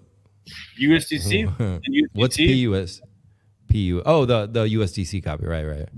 The fork, Yeah. which supposedly also is going to reach $1, but they have admin Yeah. key. Isn't admin key? At some point, somebody could turn it off. Yeah. Yeah, that's kind of the danger to talk about. Which is very likely somebody would at some point just. If we want to fuck with the system and try to get it down, it's probably how they could try it, is to fuck with USDT and USDC and try to fuck with 4 that way. Hopefully not. But yeah, we don't know, and that's why I'm personally definitely not USDC and UDT, but I'm feeling safer with DAI, knowing from evidence that Richard has taken care of PMaker. And we don't know how Tether and how Coinbase is going to play out in the end, how the interest are going to be. Okay. Chat, does this help you guys when I'm going through these charts, or do you have any specific questions about them? Hey, Susie Q, how are you? Also, I've never met Susie Q before. Yeah, hi Susie Q, thanks for the kind greetings. PDI to $1,000 jiu-jitsu with passive duel. It's possible. Anything's possible in crypto. I'm a believer. I'm a bull and a believer. Dollar's inflationary. This might happen at a certain stage. We never know. Perhaps in 20 years, with a big inflation, you have your $1,000 PDI. Nothing impossible. Not betting on it now. $1,000 stable coin. Yeah, we were just touching it a second. Can you please open PLUSD? It would be great to have a second talking about it without now pointing fingers or being part of a witch hunt. It would be nice to show people what happened to PLUSD and to explain at least why it happened. So people hopefully didn't go crazy on it. People in people in your community, or were you in this token? I wasn't in it anymore when it rocked. I had been in it, honestly, just as a degen speculation. I knew it was shit. After the first exploit, I was like, this is shit. I'm not going to put anything into this. I just had some leftover. Chat, put the token address in the chat so I can find it. Yeah, that makes it easier. It wasn't one I was following. I mean, I saw it in the beginning, and my intuition was like, no. So I just never got involved. And people did message me on my Telegram or through my channel and asked me about it. And I just said, looks risky. I always just said, it looks risky. I'm not touching it. But I never, with crypto, you never know though, maybe this is the thing you don't pay attention to. And then all of a sudden your friends get 1,000 X's on it. Who knows? I just thought it would be very weird after the first exploit and there was 16 trillion in supply. You knew it was mintable. We could do a burn protocol. The burn protocol. I was like, are you fucking joking me? Which fucking burn protocol can burn 16 trillion? I don't understand the thinking. Like, either the people that were messaging me were complete scammers and part of some inside group, because it didn't make sense. I remember in the beginning someone messaged me about it, and I said, look, it looks risky, but I know right now you have a 600x on PDI. If that's not enough for you, I can't help you. Like, why are you even looking at another stable? You already see, even right now, there's a 250x or 300x. Is that not enough? Like that's enough. And there's such a big community behind it. Why would you even bother with risking following this other one when they already had a mint exploit or something weird happening there? Already some questionable stuff. You guys got to send me the address. Oh, let me check for it. Okay.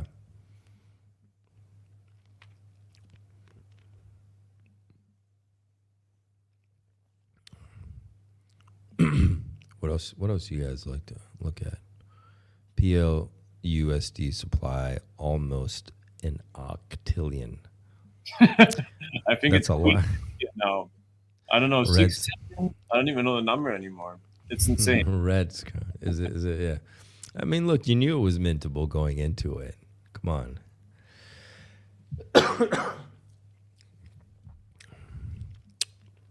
All right, here we go. LUSD. The weirdest shit then, it obviously got completely rocked. Logically, it got minted the shit out of it into oblivion. And then randomly people set up liquidity again, and it actually kind of pumped a little. And I was like, who the fuck did that now? Like, who's just giving away pulse for 24 zeros at the moment. Okay, someone give me the address. What's going on? Chat is asleep. Sorry, it took so long. Here we are. Now you got it. All right.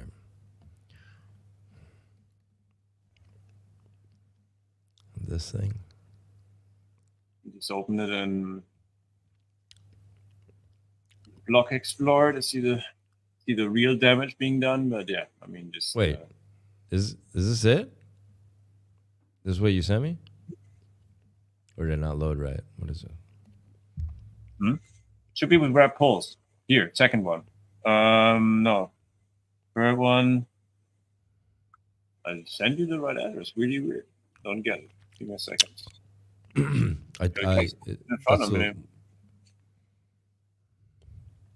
Pulse pair. Here we go. I think you might have sent me the wrong one. Sorry. Try to do this again. That might be because it was free, but now this should be it. Just copying it out of deck screener.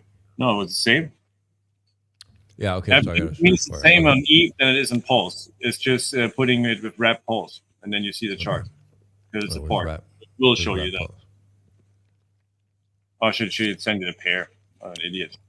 Excuse me. Here we go. Now, maybe this might help. So now here, that's a pair. It's not gonna work. And if you, I definitely will. I will open the meanwhile the block explorer to see, scan Pulsechain to see how the supply is, how big the damage is. I think it's pretty ridiculous. Okay, so I remember learning about it here. Does that sound right? April, yeah. And then people messaged me, and I said, "Look, I don't like this pattern at all whatsoever." I remember somebody specifically messaging me and be like, "Why?" He's like, "SaintWolf, why don't you like it?" And I was like, "I don't like this." And I can't always put my finger on what. I just look at enough charts where I'm like, I don't like what I'm seeing, and I don't know why. But everything was like, no, just stay away from this, dude. And people kept messaging me. I think because, I like stable coins. And then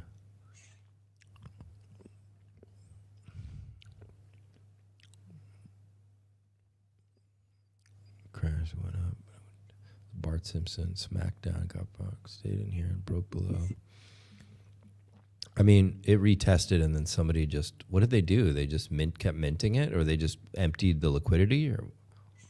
I mean, kind of both. They first minted the shit out of it, and then dumped it, and then somebody pulled the liquidity. they like shot, they stabbed it and shot it at the same time. Pretty much, they pretty much kicked it on the ground with at least with a baseball bat, at least that, They definitely went at it. It's not like, hey, they were trying to bite. I don't even understand what these people are thinking. I mean, dude, if you're a thief and you try to scam people, why you take everything at once when it's low? Retarded people. I mean, I'll be honest with you. There's probably still have been enough idiots, and I'm sorry if I'm saying it like this, but you should not invest in anything that has been minted already more than one time in front of your face. You should definitely not invest in it if you're not like a hardcore crazy gambler, because I mean, that wasn't one the first time, dude. This happened now the fourth time that it got. What was the appeal? Anybody that was in there, tell me, what was the appeal? Why were people excited about this? Is it because there was more X's possibly than PDI? Because I don't understand why this was even a choice if you have PDI. Like, you've got your stable coin, why are you mucking around with these really speculative things? This chart looks weird. It just, it looks like somebody's making it do some of these moves when I look at these candles and just the way it's moving. I mean, look at this chart on DAI. Okay, can you see it? This is so beautiful. I mean, I have countless videos on my channel about this. It's just a gorgeous chart. Like, when I see that, I'm like, I'm confident to get in it, and I know I can get out at support, resistance or places I'd want to. I see this, and I don't know what to make of it. I just see like, I don't know, bots or people or bad decision making, not really confident trading for sure. And then this was a really big sign of weakness right here. This is on the weekly. I mean, it came under here. We had a great big candle going up, hurrah, but this is bad. This was really bad because I remember getting messages around this time. It was bad. I don't know. Does anybody know who minted it or who's behind it, or is it just like some rumors about it? I was in the Money Gang crypto space listening when they were talking. Who might have been it? Yeah. I'm not trying to point any fingers because I don't like to prejudge people without a proper analysis. I have not committed my proper on-chain analysis on this, so I'm not trying to just be like, oh yeah, it was a Tang Gang or these people or whatever. No. First, there should be a proper investigation, and then there should be an outcome. And in the end, I'm not a victim of this. I'm still sorry for people who lost money in this, even if they might have been greedy. I hope it's a lesson for everybody to do more research and to choose wisely where you invest your money. It's crypto. I mean, you're going to lose money places, but just trying to not make it like, when you have support like this and it's going up and you see a sign of weakness like this where it's broken under and it makes a big mess like this, and then you break under it again, you need to get out right there. And then you had your second chance, which was a retest right here. You need to get out if you were in it. I mean, I can't imagine people had that much invested in it. I'm sure you were just showing the chart because we can't see it. We're still looking at the die chart. If you're showing the. Oh, I'm sorry. That's right. I have to switch it every time. Okay. Sorry. Just. Yeah. Okay, good. So you're not I'm not funding PDI. So when you have a support line like this here, you've got this big sign of weakness that came under. Yeah, we broke back above, but this is a mess. And it just shows lack of direction or confidence. And then you broke under it right here. That was your cue to get out right there. And then you got a retest right here. So there was chances and signs that this was falling apart for sure. It should not have broken below this support. Looking back, yeah, we got rejected here. Okay, that's fine. But it should have stayed above this trend line. And since we broke it once before, the second it broke under this again, you should have gotten out if you had a lot of money in there. And once again, I'm sorry if you lost a lot of money in there. It sucks. I've lost a lot of money in crypto. It sucks. And that's why you learn. And you develop your instincts, your intuition, and you learn to look at these candles and charts with more a discerning eye. And you'll take risks. Said I threw a Blastar when we talked earlier in the video. And I was, went to crap, but it looks like it's turning around now. So, can you do Trump on Pulse? It's heavily bonded. Is this a new one? Bonded to a Tropa. It's bonded to a Tropa. Who bonded it to a Tropa? Who made it? I looked at it, and I think it was in the Moonshot and which one? Or Sunny's Pub? I can't remember, but I already saw the chart a couple of days ago. But let's have a look at it. Yeah, why not? Let's go look at it. And then Retta Die is the only stable we need. What the fuck? It's another stable. Sorry. I mean, there's other people made straight up P die, and some people bought it, like a vampire thing of die. So yeah, people always please look at your contract addresses. Don't buy shitty copies that nobody wants to buy after you. You're just gonna get jumped on. So Trump. All right, let's put that into perspective. If anyone knows the cure for this cough, I'm in Eastern Europe and not set up for it. I think maybe just like borscht. I need to just like find someone to make some great borscht. You go for the borscht harder. I feel like sage, dude. Sage tea is really good for your throat. Yeah. You know what? I have some sage tea. Should I drink some sage tea? What the hell is this? It's a common thing in Germany too in that time of the year. Get a rough road.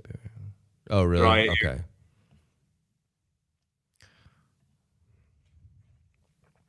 So 60,000 market cap, 10 liquidity. transactions, buy, sells. Okay. So it's compressing down. Once again, you see that uptrend just like we saw on PLUSD. This is fine. I don't see problems. Looks like it's always getting bought up. There's not a lot of volume, which is to be expected. You know that already. It's tiny. This came out. Okay, it's coming down.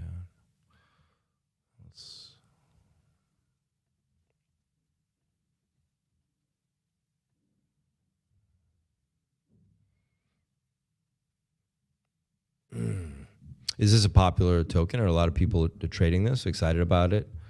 Or is it just more just a new thing? Because there's a lot of Trump tokens. Elections, just due to the election right now. I feel like I know that there's a Harris token too, and several Trump, post-Trump, whatever tokens, Orange Man, GUI. They are kind of feeding off the narrative of the upcoming elections and trying to pump it through that. I don't know if I would say it's interesting long-term investment. I doubt it, honestly, but I'm not saying it might not pump. I personally didn't hear that much about it. I know that there's competition out to it too, that there are several Trump tokens.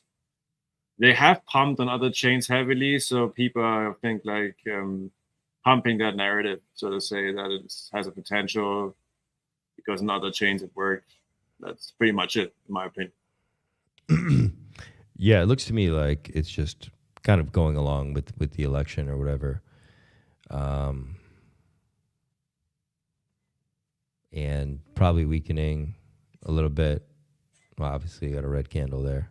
So, maybe I'm drawing this wrong. Sometimes you got to just change how you look at it. What if I... Yeah, that's true. Change the perspective is a good idea. You just got to change how you look at it. Let's log it.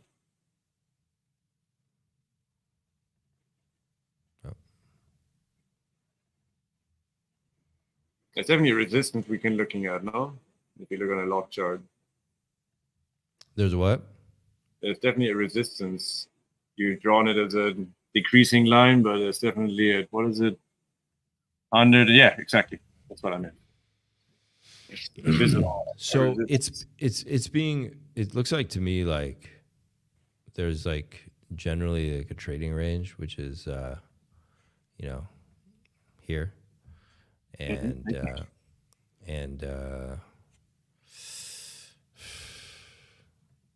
here. And maybe this is all you need to focus on. Maybe this is what's important right now. And it's an election meme. So I see a lot of indecisiveness on this. I see pretty much that. Yeah, there's no certainty here. So it's just gonna, guys. It's based on the election. So if Kamala's winning, it's gonna trend down. If it's like a horse race at this point. And then if something happens to Trump or if he loses, it's just gonna dump. Yeah, that's it. There's really not much to chart with projects like this, to be honest, because it's gonna move with the news, right? So, and that's what I see. I don't see like really consistent structure. I don't see people building positions in here or anything like that, because why would you? Because tomorrow there could be another attempt on his life and it could just crash, or, Kamala's polls numbers go up and it moves, right? So there's really not much to chart. I think you just got to watch it. You put your whatever you're willing to lose on it, and know that if he loses, it's going to shit. If he does well, it's gonna rip. But every time it goes up, it gets bought down to this range, and people are dumping it from a lower and lower level, which isn't necessarily good. It doesn't necessarily look. It definitely looks weaker than strong, but it doesn't necessarily look. It just looks indecisive, but weaker than strong. Only because I don't see a lot of great structure here. Yeah, nothing worth even charting really. What do you think about Trump's new crypto bank on the news today? And by the way, if you are holding this, that's it. You hold it. It's a tiny market cap. If he starts leading the polls, it's going to pump, and get your, make your money off it. But that's all it is, right? It's just a seasonal thing. You see some buy pressures here. One thing you can go look. I'm just curious, really quick. How many people? You guys probably can't see. I'm just looking at how many holders. There's less than 1,000 holders. There's 995 holders of this token. It's tiny. It's a baby. So, yeah, it's tiny. So yeah, enjoy it. Let's see if pump starts. If he starts leading, you're getting a nice pump. But right now, it looks like it's being controlled, or like people are dumping or something. I don't know. It's just some weird. I don't know. Yeah. What did you say? With Trump's new crypto bank on the news today. What do you think about it? I didn't get too much time to look that deep into it. It's an Aave fort. So I only read it's an Aave fort that is mimicking Aave. And that is all, again, like pumping the ideas that's kind of playing into Rich's hand, because Rich is really down with Aave. They're based in Helsinki. Okay. Like Rich is in Finland, and they're kind of like on the same DeFi page. Okay. So it's actually a DeFi protocol, the Trump new crypto bank. But how it's going to be implemented, I don't know too much. I just know that is the basics that I know about this. I mean, he got a name. In any case, if you love him or hate him, you know, he got a name. He's a successful businessman. You can leave him that. You know, you can hate him whatever you want. I personally don't want to go into that. I feel like it's more like, does he hurt crypto with being in it? No. Does he might bring more adoption? Yes. So I don't see the problem. Only if it obviously has a scam attached to it, then it would be bad for crypto. But then, yeah, he's a public figure. He won't just scam the shit out of people right now with a crypto asset. That's not very likely to happen. I think that going back, I know we started the video and we talked a little bit. Hi, crew. What's up, Criptocharla? How's it going? And I promise, Red Squirrel, we will talk about retardi. But you got to remember, like, he might be completely compromised. This is something I think a lot of Westerners need to come to terms with.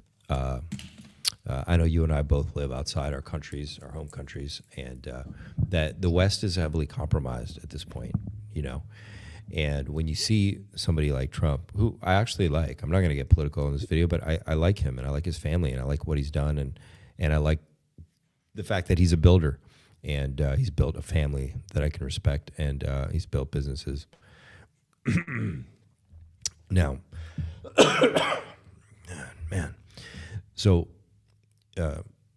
people are becoming compromised, okay, in the West, and anything he's doing may or may not be his idea. I mean, it could be that powers that be are already having him do these things, so that if the unpredictable happens, and do we lose the stream? No, I'm still here. No. Sorry. If the unpredictable happens, they still have their hand in the right place, and you know, it may not matter. Like we may not even need to put that much thought into what we think about it. You know, like being here on Pulsechain is where we need to focus our attention, how to like protect yourself, where you should maybe even move to, what you should do. You know, and I like Trump, and but there's a certain reality to the situation in the West. Like people are just compromised. There's too much money buying people left and right. I mean, look, you have an ex-president who's running again, who probably lost in a fake election. I'm sorry, can I even say that on YouTube? Yeah, I don't worry. Is okay. In what I believe was not a real election, and maybe we haven't had real elections in a long time, to be honest. Because I remember the whole Bush thing and the electronic voting machines, fucking bullshit. That came from the Democrats case. I remember that too. That was a Democrat scouting the vote that they elected. Oh yeah, he lost. Yeah, so Democrat lost. Yeah. Came from both sides, to be honest. Mm-hmm. I mean, it was not a capital storm before that kind of got really bad. Like Trump, I'm agreeing that the Proud Boys thing. I'm not into. Let's say I don't like neo-Nazis or racist groups, but I'm also not saying he's directly responsible for it. Coming to one point that is really important for us is like both sides are bought. If you really believe the Republican Party or the Democrat Party, one of the two is a noble one and the other one is a bad guy, you're retarded. They're both getting bought by the same people, even, you know? Look at FTX. What did Sam Bankman-Fried do? He invested on both sides. So no matter who wins, they're still going to get their policies through. So, like, I'm sorry if I'm apolitical, but I got into this crypto thing because I rather want to change something than talk shit about politics. It doesn't really change things, you know? I think they have too many pieces where they need them. And so I stopped paying attention to a lot of that stuff because I'm pretty convinced that they have controlled the opposition. They control everything. They've compromised everybody imaginable. The whole entire cabinet in the United States is compromised. The whole entire thing. The Trump coin is cool. Use a trope or a PDI to get business. But I think the coin could do great. Wait, are you talking, Ivan, are you talking about the one we talked about? Or are you talking about a coin connected to the Trump crypto bank? So swing trader has wild swings. No, it's talking about the one we were talking about because he said it's connected to a trope and PDI. Okay. To get a good slippage. Hey man, Matty here. I'm getting some shout out from Almighty. Hey brother, Almighty. How you doing? Got those guys in Amsterdam, obviously shared interests. It does have these wild swings. It's just chop. Yeah, it's just a ton of chop. There's no structure. So yeah, I mean, you could trade it. And once again, just throw some money at it. You know, it's gonna pump as we get closer. I wouldn't worry about TA that much on it, but you definitely got chop here. It's pretty much if you bet on Trump being successful or to suck. That's what you're betting on there. That's how easy to break it down from. If he loses the election, this coin's going to go to shit. If he's winning the election, you can argue that it's probably going to pump. How much it's going to pump, no idea. But that's kind of, I guess, like the whole story about this token because there's no other memeable aspect to it than that for me. But not fighting it neither. Not saying it's not going to perform well. Just like SaintWolf said, I think it's more like a lottery ticket. Wow, what an investment opportunity, in my opinion. Not a fun, just realistic, expectations. I would definitely rather buy a tropa than Trump, just to say that. A tropa chart's beautiful. A tropa chart is beautiful. Gorgeous chart. Looks great. Have you gone in deeper into the Mantisa and the other different tokens in Tropa? How diversified are you into this? Yeah, I mean, I can tell you I have Down, TSFI, Penrose, Sir Penrose. I think I told you, BFF No Nukes. I have a couple other. I don't think I have Mantisa. I do have. I have a couple other little ones, but tiny amounts of some other ones. But yeah, TSFI Down. Tropa, PDI. Oh, Zizek. Zizek. Oh, Zizek, yeah. Yeah, you can't have them all. It's insane. I've tried to. You have all. You have all of them. I know people that nearly have all. I think, but I'm not one of them. Wow. I was so busy too with real life. There's like you have to be too up to date to get into all of them, or you're buying tops too with the small ones. So I stopped at a certain stage. I am pretty diversified, but I don't have all the Tropa tokens or all the Nomia tokens. It's just too many. There are too many. You have to kind of focus your economic energy. Almighty, we have a look at this stuff. I saw also that Mike was pumping. Monster Inc. was going up again. What is X protocol? Almighty, you want to give us a little heads up what X protocol is? You're the dev. What is it? Give us a quick pitch. I honestly have not followed it. I've been a little disconnected. Founded on Pulsechain. Is it the XUSD thing? Like link to that? Please give us some clarity. No, Coach X is a dev. All right, Coach X. We know Coach X from PTGC, obviously. I guess you streamed him already. He's not the original dev, but one of the, let's say, marketing team that's now part of the team. He got a dev team. So, until right now, we have seen how UFO, Alien, and PTGC has performed. Might not be a bad thing to have a look at. What are your thoughts on the chart? It is brand new, so you don't have much, but it's going up, and it's constantly making higher highs. So that's good. We're forming something here, and it seems to be respecting it, so that's good. So we're in uptrend, and yeah, we're looking good. Let's look at the.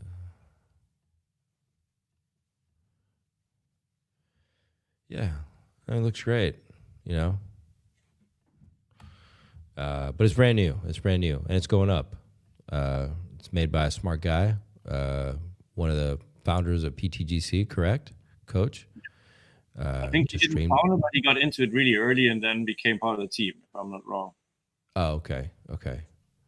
Yeah, man, it's bullish. It's bullish. It's going up. It's bullish. It's looking good.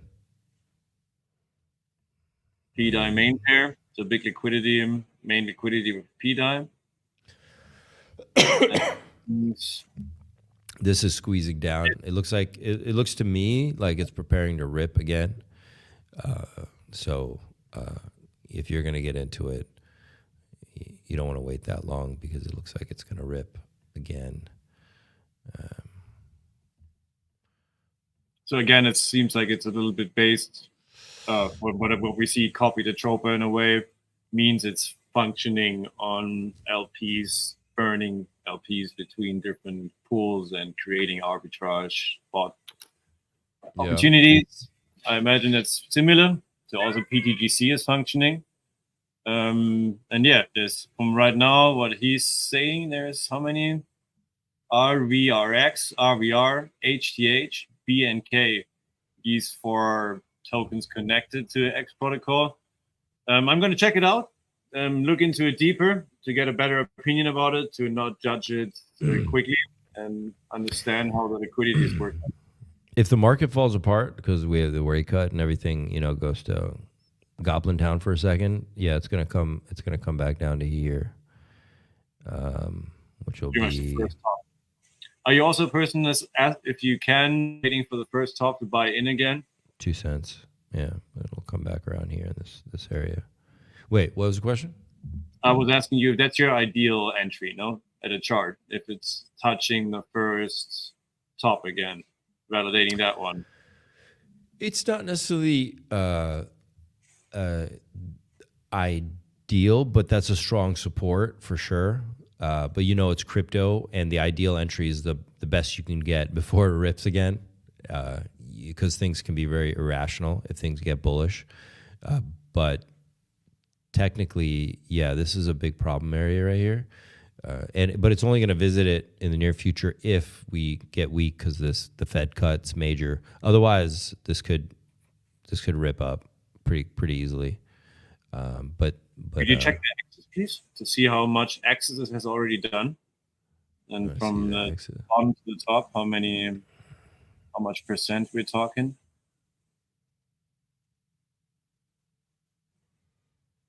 Wow. That is a lot. Nice. Already done 111x. Nice work. I didn't even hear about this. Actually, I streamed with Coach the other day and he brought it up, but it's already been out for a while. Yeah. I try to,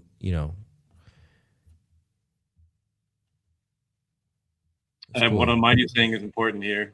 In that case, 200x, but very few holders, and basically Def bought it up. So it's kind of centralized. Now the Def is obviously connected to Coach X, and as long as he's not dumping it on the crowd, it's also, again, we're looking at a comparison. Let's see the OA. It's not necessarily a bad thing that somebody has a lot of the supply, as long as he's benevolent. If he starts to dump it, the no-go for investors. I personally don't love centralization. Try to stay away from that, like benevolent dev, all that, because it's going to get you in trouble. It's going to get you in trouble because if there's duress in the market, like everybody hits the sell button, even the benevolent dev. Remember the benevolent whale in Hex? and how he gave it all to that silver guy, supposedly. So it's well, Almighty, there's over 600 holders right now on this, right? How do you know the dev bought it all up? It's 200x, but very Almighty has a rewards coin. Hope he does. Trump rewards coin. Maybe one day. What? Okay. So, yeah, Almighty, how do you know he bought it all up? Almighty, super cool, super nano cap leverage. No tax. He copied a trope on a big dollar in top holders. Structure is amazing. He's a whole eco. What's he talking about? Structure is amazing. He has a whole eco. RevRex, RVR, HTX, BNK. Oh, and I was supposed to see that red tide die. And Mike. We're going to look at Mike too? Okay. Just to be fair with the chat and then fulfill their wishes, no? Red to die. What is red to die? Never heard about it. Yeah, put the address in, please, if you want us to. Doesn't seem to be that easy to find. Let's see. Mike, is that the ink? Oh, version 2. Volume is less than $1. What? On this one? Oh, that's the, okay. All right. Oh, I've never charted this before. You sure? Kidding. Somebody magically did that, huh? So, let's see. I'll just extend my box over. And look at that. Got rejected there. Yeah, so this is fine. We went down. We got really low. We've come up. We hit this massive area, which was support before, and it was resistance. We got rejected, but we maintained a higher trading range, or higher, you know. So it's really healthy. It's really strong. Looks good. It's back on its way up. So this is what you want in alts, like, you know, PDI. This is where I entered PDI in an accumulation range. Mike right now is having a beautiful accumulation range while still showing some strength, because it's beautifully made this basin and it's just holding support. We don't want to see it break back under here, you know, regardless of if the market gets weak or not. You know, we want it to stay on this line, moving up, and we're good. And then obviously we want to get back into this range and fill it out, and then make our way up. Maybe we'll get a W here too. We got already this side. Maybe we fill out this sideways, and then we take off. Good validation. Good. Huh? There's some good validation happening, definitely. It looked like it might W out, not instantly. Yeah. It could definitely, looking at it. Almighty is asking if we can check out the first pool, which is against Inc., the first deck screen. Looking good, Almighty. Looking good, man. You're looking good. Because Inc. is not running that much. This is good. This is like touch and go. Good formation, good structure. Everything looks good. Let me see. What are you saying? What are we looking at? Versus Inc. and click log. Look at the Inc. pool. Oh, yeah. That was the first one. That's the biggest one, liquidity-wise. I would actually want to see how much liquidity is in there to Inc. Is there anything with burned, Almighty, of your liquidity with Inc.? How does that work? Give me a heads up in the chat. You burn something, or is it regular liquidity? Just interested. Dude, this is beautiful, man. It came all the way down to like exactly the low. This is strong. This is going to be strong when it rips again. And yeah, it's looking good. Liquidity, okay. Buys and sells. Oh, what did I do that for?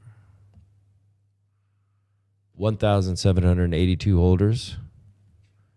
Not too bad. Log?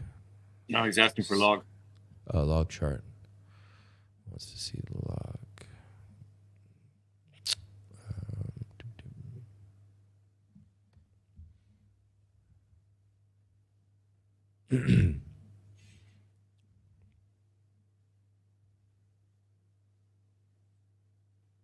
It's nice.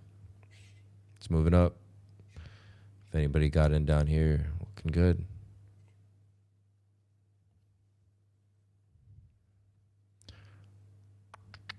Yeah. What do you think, Almighty? You think versus Inc. Saying we are. Oh, I know what he wants me to do. He wants me to come over here. Okay, this is what he wants to show me. Okay, cup and handle forming here. Very strong. Oh, versus. Okay, that's what he's saying. The mic versus the Inc.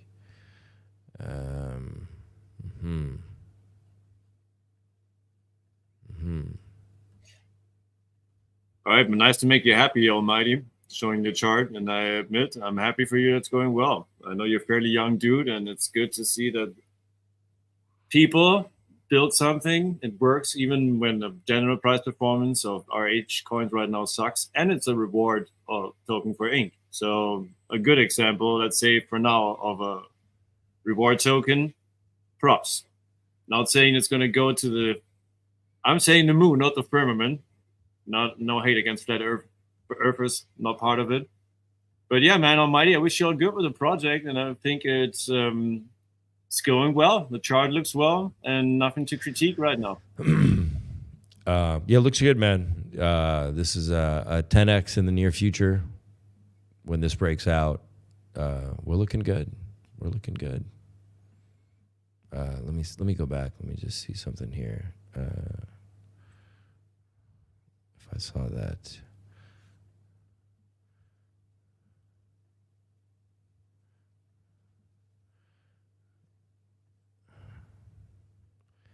I don't know. Is that going to form? Let's see.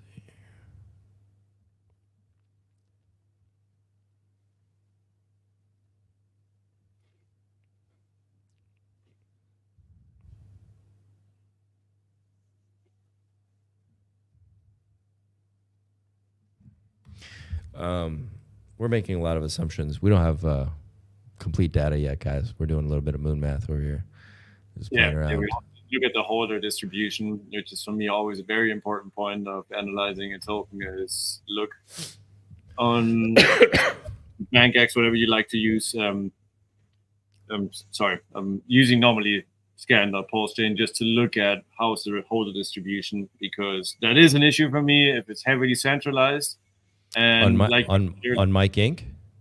I don't know. I've not looked at it. That's why I'm saying normally I would, if I would buy it. I did. It was 1,700. And how is this? How much is the first one, last one? Oh, okay, got you. I didn't see any. I didn't see any red flags. Obviously, the top one, but that's because he's doing the rewards. So I'm assuming that's. Yeah. So that's just saying, like, if we do an analysis, it's always really good to look at.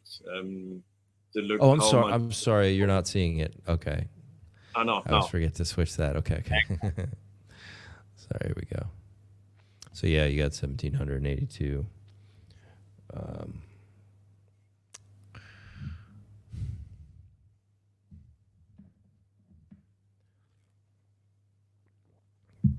I think it looks okay. What do you think, Maddie? I think it looks okay. Of course, there's a couple of people with 2%, but in the end, like, it's a fairly small market cap yet. So it's also, if these people sell, then it's going to get more redistributed. It's pretty normal for a smaller market cap, in my opinion, and it's more centralized. Normally, that's the case. So nothing astonishing. So yeah, not no red flags right now neither. Looking at this again, if you want to be sure that these people, let's say the top holders, how they behave, look at their wallet histories, and you can learn more. Another way to learn how these people act is to look at their transfers from before, what they have been doing, how they've been acting on chain, and you have a whole picture. That's for me already a pretty deep analysis for how to know how people might behave. That's not a guarantee. Past behavior for future behavior, but it definitely gives you a kind of, can at least show you how these whales in that case behave. That's how I would do it. What does Almighty say here? My top holder only buys. I don't even know him. Good for you, brother. Garcia, I'm going to Baby Trump to Pulse. Baby Trump on Pulse, mass liquidity bonded.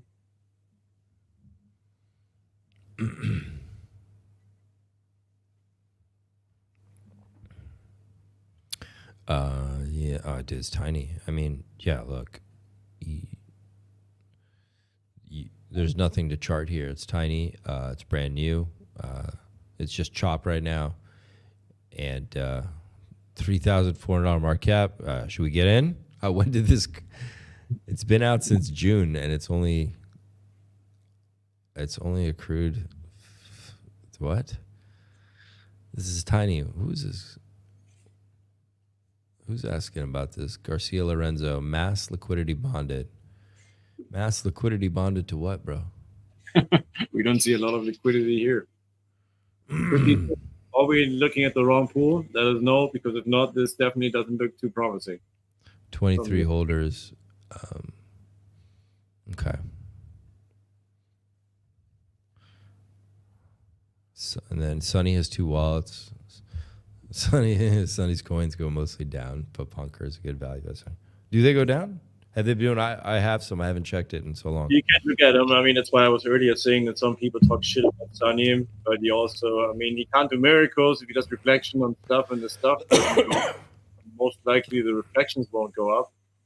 He's also not making them for trading, but for reflections, is what he is saying. So that's Sonny's argument to represent this fairly, not to take a shit on him now and look at prices and be like, oh, look, the charts are all going down.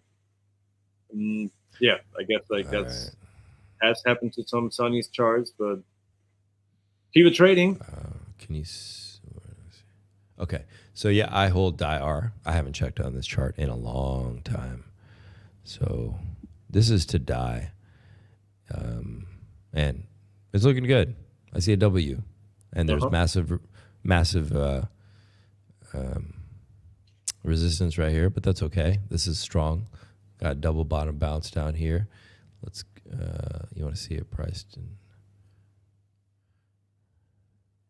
Yeah. Oh, that's not good. And this is in Pulse. Was in this thing, broke out, rejected, just been falling down.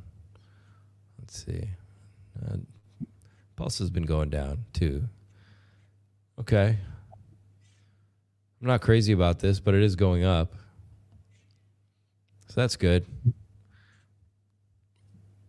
That's good. But I'm earning DI by holding it, so that's good. Oh, you can't see that new chart I pulled up. I'm sorry. Fuck. Okay. No, we're looking at it. You're doing it well. Okay. We're seeing what you're looking at. The DIR chart. To Pulse now. DIR. Yeah, DIR. This is cool. 62K. I think I got in around here. Oh, it's slightly above where I got in. This is when all the DI madness came in. You know, everyone went crazy. But you got a W. It's still strong to Pulse. It's still heading up. That's good. This is a slow mover. A creeper.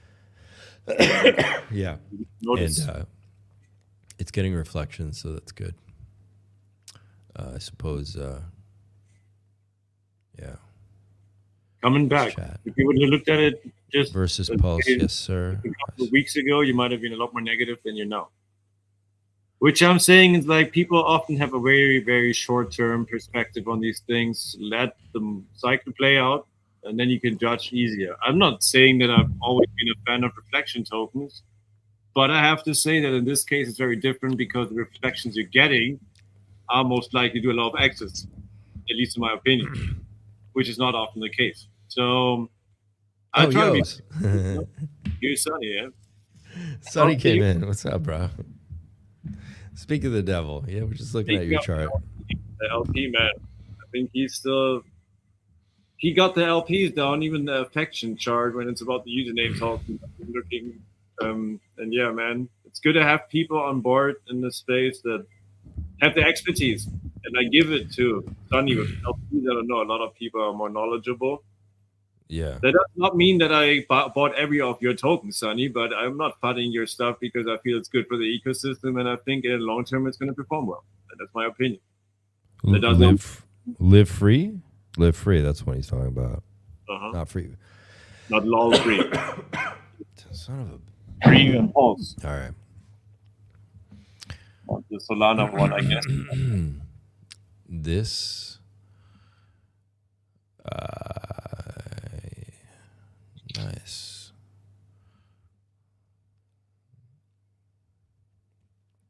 I guess so that all people that did reflection stuff with Atropa, or mostly have done the reflection stuff, are down right now and getting a little hated for it. OG Web Chef stuff also has been going down. Yeah, but it's just optical. Like Sunny's saying, it's Hart's law. What do you expect? The whole chain's gonna go down, and especially if it's a reflection token, right. Go down. Like, I mean, like what Mike's showing right now is definitely quite some strength against Ink. But again, I mean, that's exceptional in the moment. Normally, the law is it's going to go all down. Have we broken this uptrend? Yeah, I think so. Okay. Yeah, I think we've broken it. Because of you guys see how I could have drawn it a number of different ways. The reason I drew it here is because these were strong candles, and then this was. Oh wait! Sorry. Oh, you can't see it. I'm sorry. I'm not. Oh, what a mess. Okay, here we go. Okay, so I've been looking at free Pulse, right? Can we see it now? Here we go. Yep. Yes. Okay, good. Okay, let me put the screen over here so I know where we're at. Okay. Yeah, so it looks good. It came out. It has broken the uptrend, it looks like to me. Got this Gravestone Doji. It's only on the 4-hour, but it does look like it could be. It is very new. It's a tiny market cap. These things can change direction without notice. So a lot of times charting these, unless you're trading in and out, it's not that useful because they're tiny. Liquidity is $4,000. So it's kind of one of those where do you feel like this is a good entry right now? And so what is Live Free? Is this another reflection or? Sunny, tell us. Also would like to read the message. I'm just reading in the meanwhile while you're looking at it. Reflection tokens in the past never worked because they needed buyers. With the hundreds of LPs arbitraging, they don't need buyers. Reward coins have changed forever. So I get you. That's a big difference technologically. Now, the entire eco was made with forever in mind. We should do a stream sometime. Much love. Yes, Sonny, do. I'm definitely down to the stream. Same here, SaintWolf. We can do it. Yeah. 100%. 100%. All right. So I came over here. I clicked on the website for Live Free. So I guess what we're going to do, I don't hold Live Free, so we can't see it, but. Here we go.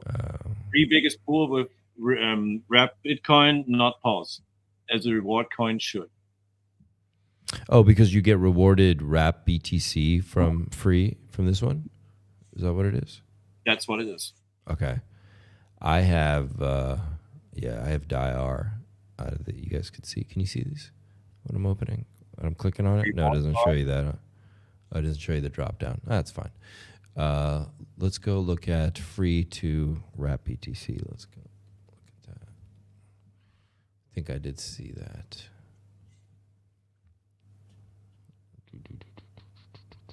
Yeah, there it is. And I'm going to switch this. Okay.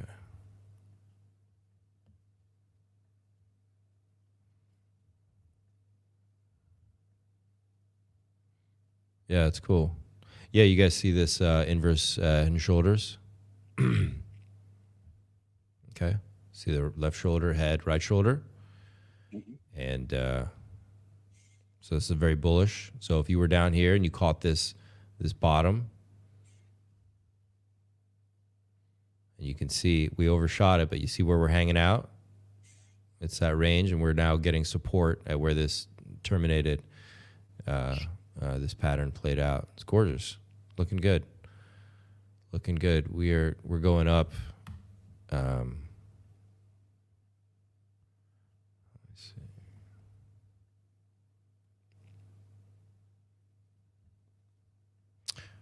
Cool.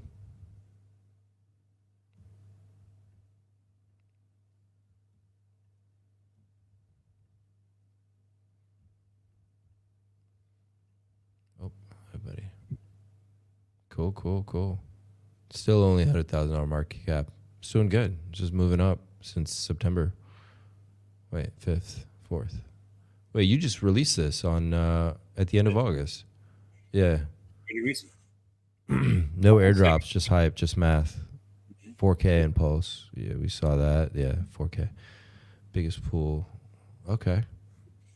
Proof of work, Bitcoin. Hey, what do you got, chat? What do you guys think of? I'm assuming the proof of work, the one on the one we have here, which is I have it open here somewhere. I have too many windows open. Don't crash. The one that's I think it's at $112 right now.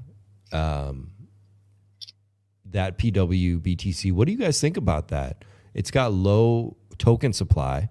Do you guys think it's going to outperform Bitcoin, or do you think it's going to go to parity with Bitcoin? The outperforming stuff is it? Please answer in the chat too. Me personally, my answer is in this bull cycle, outperforming no, parity yes possible. Outperforming, I think, is taking it a little too far because that many people that have it would come in and dump it. This one, this is the one you're talking about, right, guys? So this is an interesting project. I've been trading it. I bought some down through here. I sold a bunch up here, and now I just bought another bag, like this weekend or whatever. When it was at $103 or something. So, yeah, I mean, I've been enjoying trading this one. I am holding a bag as well. I'm curious. Like, I haven't gotten to talk to a lot of people about, what they think this could do. But it's been in this nice range. It's been fun to trade, as you guys can see this chop. But you have like good liquidity, good volume, good market cap, and also sometimes I'll pick something in a trade like this because if I make a mistake, I don't care holding it because I want to hold a bag of this for the long term anyway. Whereas other projects I may not trade because I don't want to get stuck holding it because I don't even don't care for it. Let's say. But this has been an amazing range for quite a while, and Maria talked quite about wrap Bitcoin on Pulsechain. What did she say about it? Well, we were asking about like PRC 20 copies. If somebody asked in Amsterdam if all of them would peg eventually, go to parity or not, and he's like, he doesn't sense in pegging or pairing all these to have the same value they don't need because people just come and extract value in most of the times. Yeah. But with the exception of Bitcoin and a couple of other exceptions. But in that sense, mostly he was talking always, when he was talking about PRC to parity, about Bitcoin or stables. So there is a pretty strong narrative that the P-Rep Bitcoin is a crucial part, and also liquidity-wise, if you look at it, how much it's bonded in the Tropa system, and the monad money and the backworks of PW Bitcoin. I also believe that it's kind of one of the mechanisms inside of the layers of a Tropa that can positively push the whole system. And what Maria has as an advantage is he can always just funnel from one asset to another once there's real cash flow. You know what I'm saying? Like he can pretty much the shit out of it, and then that pumps, and then he pumps and creates like, so to say, a dynamic function instead of just like pumping one thing and it's over, but it's kind of swapping into the other pool and so on and so on. That's kind of how I imagine it when it's happening. But yeah, I'm pretty bullish on wrap Bitcoin. I think it's right now at a fairly cheap price range. If you look at the price range generally, obviously nicer to buy it in $60 than right now in 100, but still, like comparison, it was already 300, 66% correction we are sitting at right now, no? Where we at right now? Been really, just looking at Pulse. Here we go. Let's go for USD for a second, just to know that I'm not talking bullshit here. That I should be pretty, $110 or whatever. I think the peak, the local high, the last one, 400, 75, nearly 70%. Pretty good discount. Yeah, it hit $442, man. Yeah, man, it went up like crazy. I was sad I didn't have more. I was like, damn, I should have bought that stuff. I missed that too. I did sell some, took some profits before I bought more, but I ended up like selling in here. But look, it pumped for like one day. It like, yeah, you had to be pretty quick. You had to be on that April 13th. It's cool. I mean, same thing you can say about TSFI. I think the TSFI chart. You want to look at it a second? Yeah, we can go look at TSFI. I hold TSFI. Crazy quick pumps. I hold TSFI, and I feel like I still don't understand it. So, but its name maybe Finance.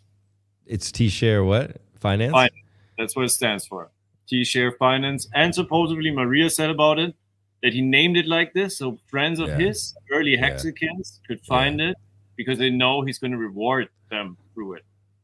Okay. So it's on the list of supposedly very well-performing assets.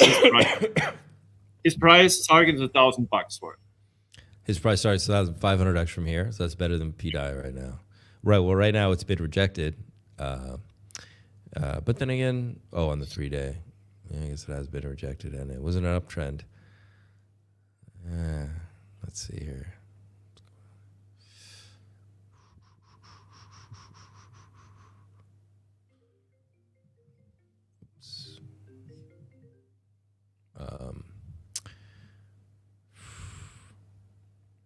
I haven't looked at this chart in a while. It's a big mess.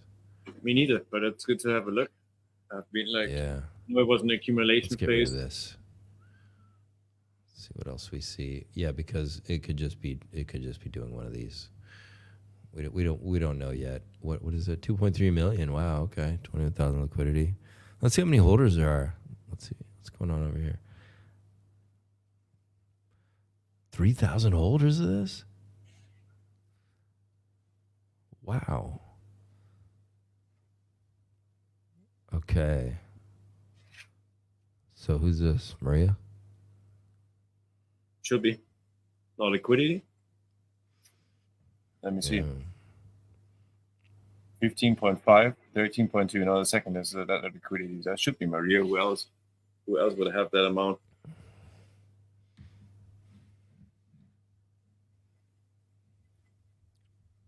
I mean, he still owns quite some heavy percentages. I think with Teddy too, he's pretty big percentage. Teddy. And how much he's holding it. He's top holder in Teddy definitely too. He already sold some back the last big spike up, but he didn't rich it out or something. He put it into, what was it? I can't remember right now, but he just funneled it in the system. It's not like he sold it and took the money and made a vacation with it. That was a reason why people hated on him, actually. One of the reasons that Maria got flooded was that he sold Teddy Bear at one stage and that he lowered the liquidity when the first Atropa dump happened. And people were like, he's pulling liquidity. He's not trustworthy. I don't know what. That was always the arguments against him, which are not that big of an argument if you look at the price performance afterwards. Right. But yeah, people flooded the shit out of him. I remember not hating on any influencer that did, but quite some of the big ones back in that day were like, it's a scam, P-Diatropa is a scam, and then it made like 50x in a couple of days, which was pretty bad for quite some people that were in it and sold because they thought they were in a scam. So in my opinion, it's very good to, before you judge something, really do your own research, because if not, you might shill shit as much as you might talk shit about a diamond because you don't know better. And I'm not judging people for being sometimes quickly judgmental, but in the case of PDI and Atropa, some people could be already having a 50x on their Pulse back or on their Hex back and reinvested into core coins, because it's what most people did. I don't see the competition with the RH and the Atropa thing. I think they're working well with each other. And that's the whole idea of Pulsechain, in my opinion. Atropa is made to push Pulsechain. It's not made to be competition. It's the opposite. Right, 100%. 100%. Yeah.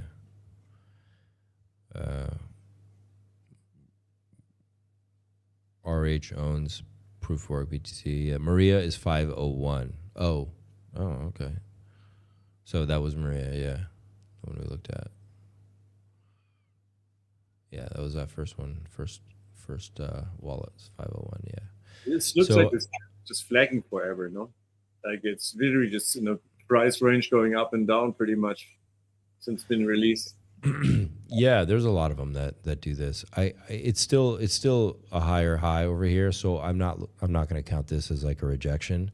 That's why I was thinking, I think maybe we're just now falling into this new, the channel is just getting like this might be the new channel. So I think a lot of them are doing this. We can go look at. I have a 414 thing over here. Here we go. We can see.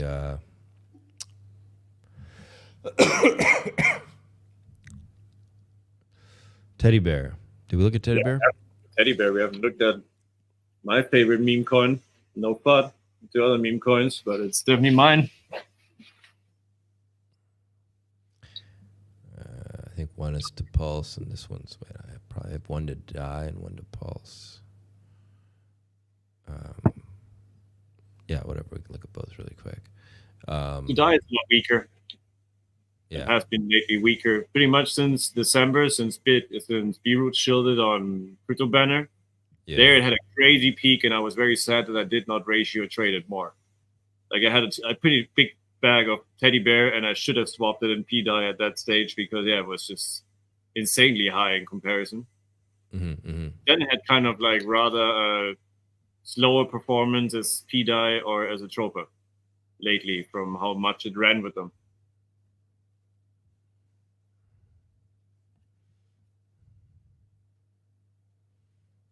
It just looks very crazy validated for a meme coin chart, It's really good structure. Yeah, it looks great.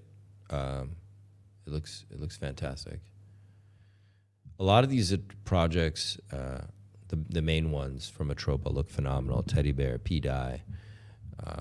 They look at this. Look at that. It looks nice. Really bullish. Really nice. Formation going up. Good trading. See, volume is falling off a cliff. So something needs to happen. The volume sucks right now. 94K. It's a joke. It used to be more than 1 million at its highest.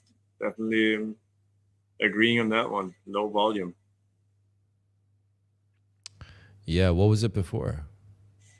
And its highs, I think it went over to 1 million a day. That was its highs. Wow. 20,000 holders. That's phenomenal. 501 is the Maria's wallet, yeah. And then that's pretty good. Looks good. He said he might still lower it a little more, but I also think if there's enough up movement, and who gives a fuck that he sells 1% in total or 2. Right. It should be healthy again. It's good if there's not one big holder, but rather distributed, in my opinion.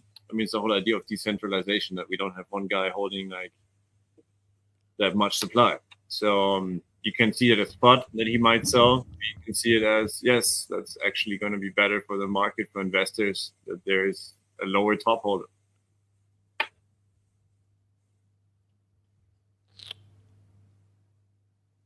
I saw your teddy bear video.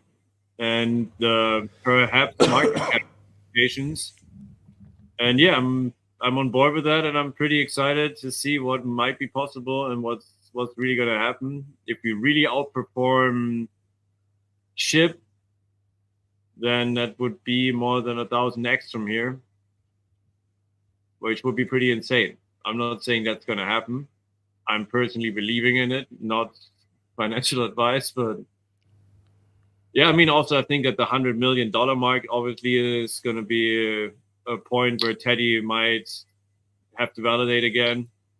In my opinion, it might reach 100, then do another little dip to the all-time high, more or less, 40, 50, and then bam, go out of there. That's what I think, more or less. From my, I mean, that's really just guessing. The evidence is, I think that it's market-wise the most logical thing to happen, that it's going to get denied after 100 million, a little bit, retest, and then probably go to a couple of hundred. Who knows? That's not saying that's going to happen tomorrow. Time-wise, I'm not really sure, but I'm very sold about the potential. I don't know anything else that, they can get that kind of adoption through being that common of a thing in nearly every culture around the planet. Yeah, I think it's going to be great. I think Teddy Bear is going to do awesome. It's going to be good. Everybody loves Teddy Bear. Everybody. I don't know if you see the. Did you listen closely to what Maria said about the Doge and the Teddy Bear stuff that he said in Amsterdam when he was like talking about the street team and not every Doge is a crypto Doge? No. Listen to that shit. It's hilarious. I know, like, if people might have overheard it, listen to the moment when he's talking about Teddy Bear and Chip. I think it's Doge. Doge and Teddy Bear. It's hilarious. I think he didn't sleep the night before, and I think in that point he literally like really mumbled some shit, but it's funny as fuck. So for everybody who wants to laugh a second, also you can laugh about what Maria's saying. He's not my holy person here. I really like what he's doing, but I'm not trying to turn it into a guru or something. I think it's good to, like you said earlier, to always have a shadow of a doubt too. Not meaning I'm going to FUD him now, but also not I'm going to put him as an angel and, oh yeah, Maria, he's the savior of the planet. And guys, we it's good to be realistic with where we're living in. I think he has really good ideas, but don't project all of your problems in your life into him and think he's going to solve it. It's not. Do people feel like that? Is Maria becoming like this figure where people are? They see them as that all powerful figure. Is that happening? I guess like the little like what I was joking about is the cultiness of our community, because with Richard that type of shit really happened, that people were like admiring you like as a holy man. I mean, if you make millions of dollars of somebody, it makes you rich, you might really admire. And I get it. Yeah. But like with Maria too, there was definitely quite some people that were turning a little toxic if people were just asking for why would Maria write shit like that. And I'm like, dude, like, you're not his attorney or his lawyer. You don't have to suck up to him or something. He's also just a dude. I met him in real life. I think he's a really nice dude, but he's a human. He's not. I don't think he's a robot. I don't think he's an incarnation of Jesus Christ. And I think he's just a very intelligent, probably, I'm saying that as far as I know, benevolent guy. And that's all. He's very intelligent. I have not met a lot of people like this in my life. Not downplaying. All right. This is getting good. Chat, what do you think? Should I ask more? I have questions I'm going to ask you about your experience with Maria. Actually, I need to take a break really quick. I'm actually impressed at everyone who's been hanging out. Dude, we've been talking for 3 hours. Yeah. Should we keep going? It's up to you, man. Dude, I have still like time for like, let's say like 15 to 20. Then I have to take off, but I'm down. I enjoy talking to you. We've never talked really alone. I think it's pretty dope. We can end that what you just wanted to ask, and be good. Okay, let's do that. But I need to take some.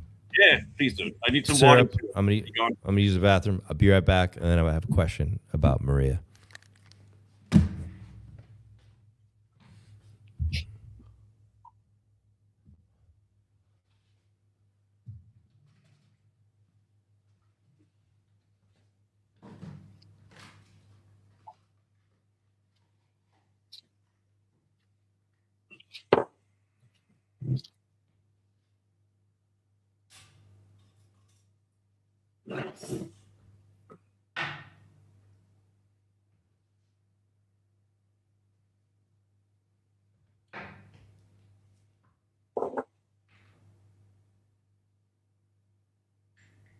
Teddy Bear and P-Dye, baby. Best friends. I have to switch off my camera a second. Don't want to get our YouTube flag.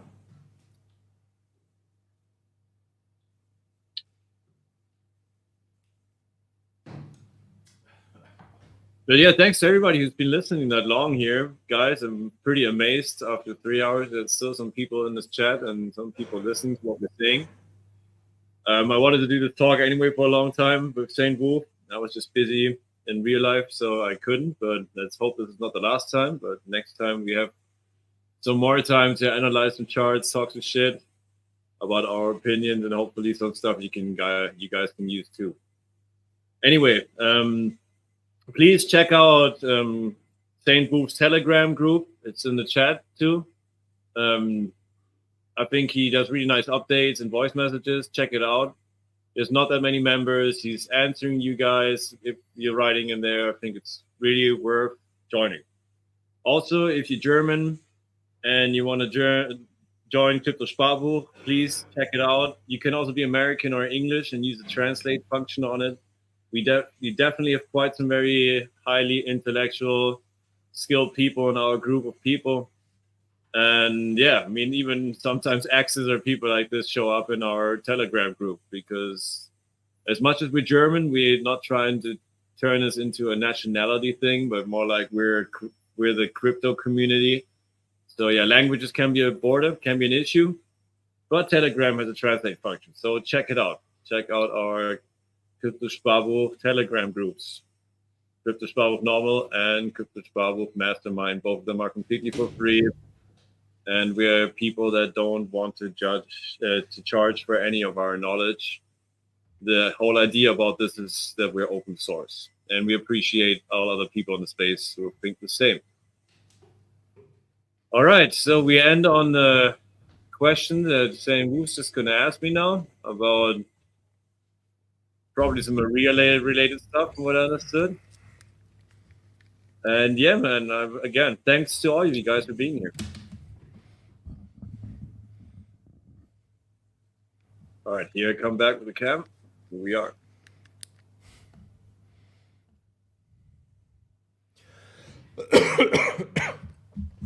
So, oh wow, my Susie Q is still here. Hex G Unit, you guys are just as crazy as we are. I'm impressed. Chat's just impressive. You guys are. Okay, so you were telling me about Maria. So do you think, we're just going to go down the rabbit hole really quick, unless somebody has some specific requests. There was actually a lot of things I wanted to talk to you about that we didn't even get to. We just got into charts and stuff like that.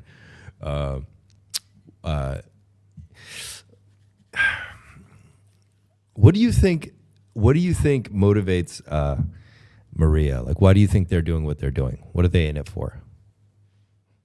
I think actually he's the definition of a cyberpunk. Yeah. He's a libertarian. That's my opinion. He's straight up from that generation. Richard is too, and both of them are kind of like the positive incarnation of somebody who's trying to revolutionize crypto. In my opinion, he's really trying to do that. I really believe he's trying to do that. I looked in his eyes, and I mean, the first question I was giving him was like, dude, why even care about crypto? It's mostly just rich people getting richer and poor people losing their money. Like, what does it really change about the world? Let's say like making us up like, oh yeah, peer to peer, and we all love and everybody. No, people get dumped on every day. Let's be honest. And I guess like his ethical background of probably being a person that also in his life, I mean, he's like 1.50 meters, no? He's not like a tall, muscular guy. He's tiny. He's white. He comes up nerdy. So I imagine he's not the kind of guy who got like a lot of love and recognition in high school. People would look down on him for being a nerd. You know, he was a person that probably got badly treated by society partially. I would assume.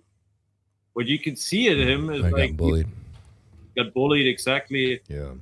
I feel like he's kind of the person who doesn't take it to the heart and hating the whole world, but more like look like, what can I do to change something? And I'm sure if he shows his face, and he has, that he wants some recognition for it too. Doesn't mean he's a narcissist, but I mean he's probably going to be happy if people say like, "Hey, Maria really changed something positive for this world." Okay. Like fame, like we talk with our age, no? That fame motivates him. He's rich enough. If that's the question. He wants to be one of the leaders of this movement. Or no, he doesn't want to be a leader. He just wants to be a creator. Yeah, he's more the creator than I think. I mean, he did some spooks now that we've seen, not that many. And he could do a lot more. And I think he's not trying to consistently. I think he thought it to be necessary to get more confidence with people that they see his face and see him talking. But he's also not like live streaming every week and talking about his personal life and stuff, you know? I feel like he's been fairly still mysterious about like not trying to be too private, not too doxing himself. We all know his name. We know his CV. No? Yeah. We know he worked for Microsoft as a cryptograph for nuclear power plants. I think that's pretty impressive stuff.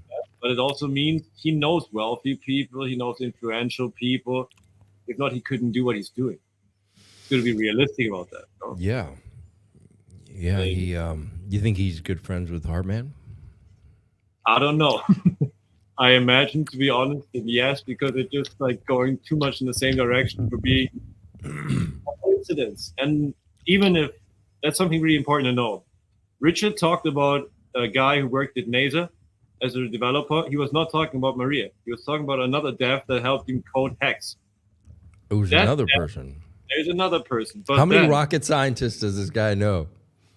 It's just very, very logical that if you work with one NASA scientist and it's going well for you, you met another one that knows this guy too, that might work the three of them together. Right. Without now saying that's a proof. There is no on-chain or proof from him. Anything he said, and Koa Noda, shout out to you, friend of ours from the German Telegram. He's a good investigator. He asked him in Zurich and he asked him in Amsterdam again about the topic. Both times, he pretty much did not answer. The second time, he talked about AI, that he's considering if Richard is an AI, you know. So I guess like he doesn't want to lie. I think his morals kind of don't allow him by his moral code to lie openly. So he kind of has to make a joke out of it. How do you know that? Because every time, like I'm not saying I'm like a psychiatrist, but like just from his facial expression. You know, if you look at his facial expression both times he gets asked and how he reacts and how uncomfortable it makes him to get that question. You know? I got a similar vibe. I'm with you. Yeah. So I feel like that's a pretty good sign saying like, look, you're touching something that is right now a really bad topic. And it makes sense. Who the fuck would right now connect the both of them? With Richard being super... It doesn't really not help Atropa or Peter right now if Richard comes out and like, yep, I've been paying Maria and we've been working together and this is another of my assets. You know what I'm saying? Yeah. So it does not really make sense. It does not make, again, I have no proof for saying they're best friends. They've been hanging out all of their life. I really think they know each other at least through the internet. We're talking through the internet. That is my suspicion. They might have met. They might have not. That they're working for the same goal. Yes. That is for me 100. Okay. I mean, I have no other proof. That's all I've seen and felt and seen with my own eyes, which did not change my expectations after the Zurich. You know, I already guessed after Zurich that he actually knows him or at least talked to him online. Yeah. But he doesn't want to talk about it. And then he got asked again, and the reaction was so similar, but even funnier. So yeah, we shall see. Again, no financial advice. If you think that Richard has to be part of it for it to work, then you might not want to invest until it's clear, and then it's too late. That's how it's going to be. When Richard really comes out and says, yes, I'm part of it, it's going to be at $1 or close to it. You know what I'm saying? Yeah, 100%. 100%. Yeah, I mean, I felt the I don't know if you'd call it speculation, but I once I feel like I started getting my fingers or my mind around what Atropa was and what it was doing and PDI, I thought without a doubt this was planned way long ago and very intentional. But yeah, they can't come out and say it for a very long time, so you kind of got to go along with it for a while. Nice. What's nice? What's nice, Susie Q? The rabbit in the night. The rabbit hole you're talking. We're going down a rabbit hole. I would like to give you all the secret infos and alpha that I've not shared with anybody. But I'm not the kind of guy who does insider info trading. So I honestly, whatever I can answer, I always will answer. I don't hold back from me and then be like, tell us everything. We want to know everything. You make me laugh really hard. Like, dude, like I talked to this guy off camera another hour and a half, no? And there was so many fucking topics involved that afterwards I felt like literally like brain drained. Like if I would have done like a uni exam for 5 hours or something. Like it's just a lot of attention. When I looked at the presentation again in Amsterdam, I actually realized that 2 or 3 things just because I was focused on the stuff I didn't even hear well. Like with a random number generator, I was like, what the fuck? You're talking about a idea of real randomness? This by itself is mind-blowing. What we're now seeing with affection and protocols being built on the RNG. Yeah. Same thing talking about the chat logs and the username tokens that are now happening back then. And what I understand, this is really just the beginning of the snowmobile. It's not just going to be a chat log. Like it's pretty much like a platform where then you can develop on like another layer too. So I think we really have to start with that. Have you been buying Insomnia? I have been also tried to mint it just for the sake of having done it. Just being like I'm not a retard. I can actually use a contract on the blockchain without an interface. Well, yeah, it's gonna post or whatever. But I also have been buying it when it was in the range. You know, once it gets too cheap, it makes more sense to buy it than to mint it, since the ratio to PUSDC and PDAI would not make sense to. So yeah, you can do both. I think both strategies work. If you want to go for the technical one, go minting. Coexistence Steven has a good video about it. And if you're too lazy for it, wait until PDAI drops. Let's say the value of affection in comparison to PDAI drops enough, so it makes sense to buy. And that's all. I guess it makes still a lot of sense to accumulate affection, even if it's not minted out, because it has a cap market cap. Once it's minted out, there's not going to be more made. And since it's going to be burned consistently, it's a very interesting tokenomics, in my opinion. Like, it's completely deflationary. The most deflationary asset that I know that he has done, Maria has developed. So I'm hyped on it, but I'm also not jumping into it every day. I'm more like trying to DCA into it. That's my strategy on that one. What about yourself? What are your thoughts about affection? Have you purchased affection? Are you minting it? No, I only saw one video so far with Coexistent about it. So I still don't know a lot. I understand it's a game, but it was like the chart didn't look great at the time. So I like left it alone because I guess it's in the process of minting right now. Yeah, it's hard to focus on too many things, but I guess I need to dive in because a lot of people are getting very curious about it because this game. What do you think about what the Heartman said about building a new country? Mexico? Yeah, they might call it Hexicans. Yeah, I mean, that's just a word, no? I dig that idea of a place that's free. I mean, I've been, let's say, fighting for my own personal freedom with my work, with a lot going into risk, for quite some years now. So I definitely, I'm on the same page if it's about freedom of speech, freedom of movement, personal freedom, privacy around me, that nobody fucking surveils me or monitors what I'm doing. I really like that idea. So if it's in that direction, I'm 100% on board. I think sometimes our left, right, wing, whatever we denounce it, we call it, ideology really splits us way too much apart. I don't really think of people as being like, he's a right-wing piece of shit and he's a left-wing angel. I think it's way more than that. And I think like we have been divided by this shit for millennia by the ruling classes. And we should not always just think, am I 100% on board with everything Trump does? No. Do I like it that he stands for freedom of speech? Yes. Do I like a lot of stuff about Richard? Yes. Do I think it was great that he said, I have the biggest diamond in the world when people lost money on his asset? No. And I hope that he will be, if he does something like that, like a new country. The most important thing is we all should have, and that's possible nowadays, blockchain vote. You know, why would you have centralized power with one guy who says us now this is Hexicans? I don't want a dictator or a guru. What I want is decentralization. And when that's an idea that would work, blockchain governance in real life, I'm down. I think that's the closer we can get to libertarian system, direct vote through the blockchain. But can you have a place where we all live that's not ruled by one person that actually works? I mean, I'm guessing that if you made a country, he's going to be like the supreme leader, right? That is a good question.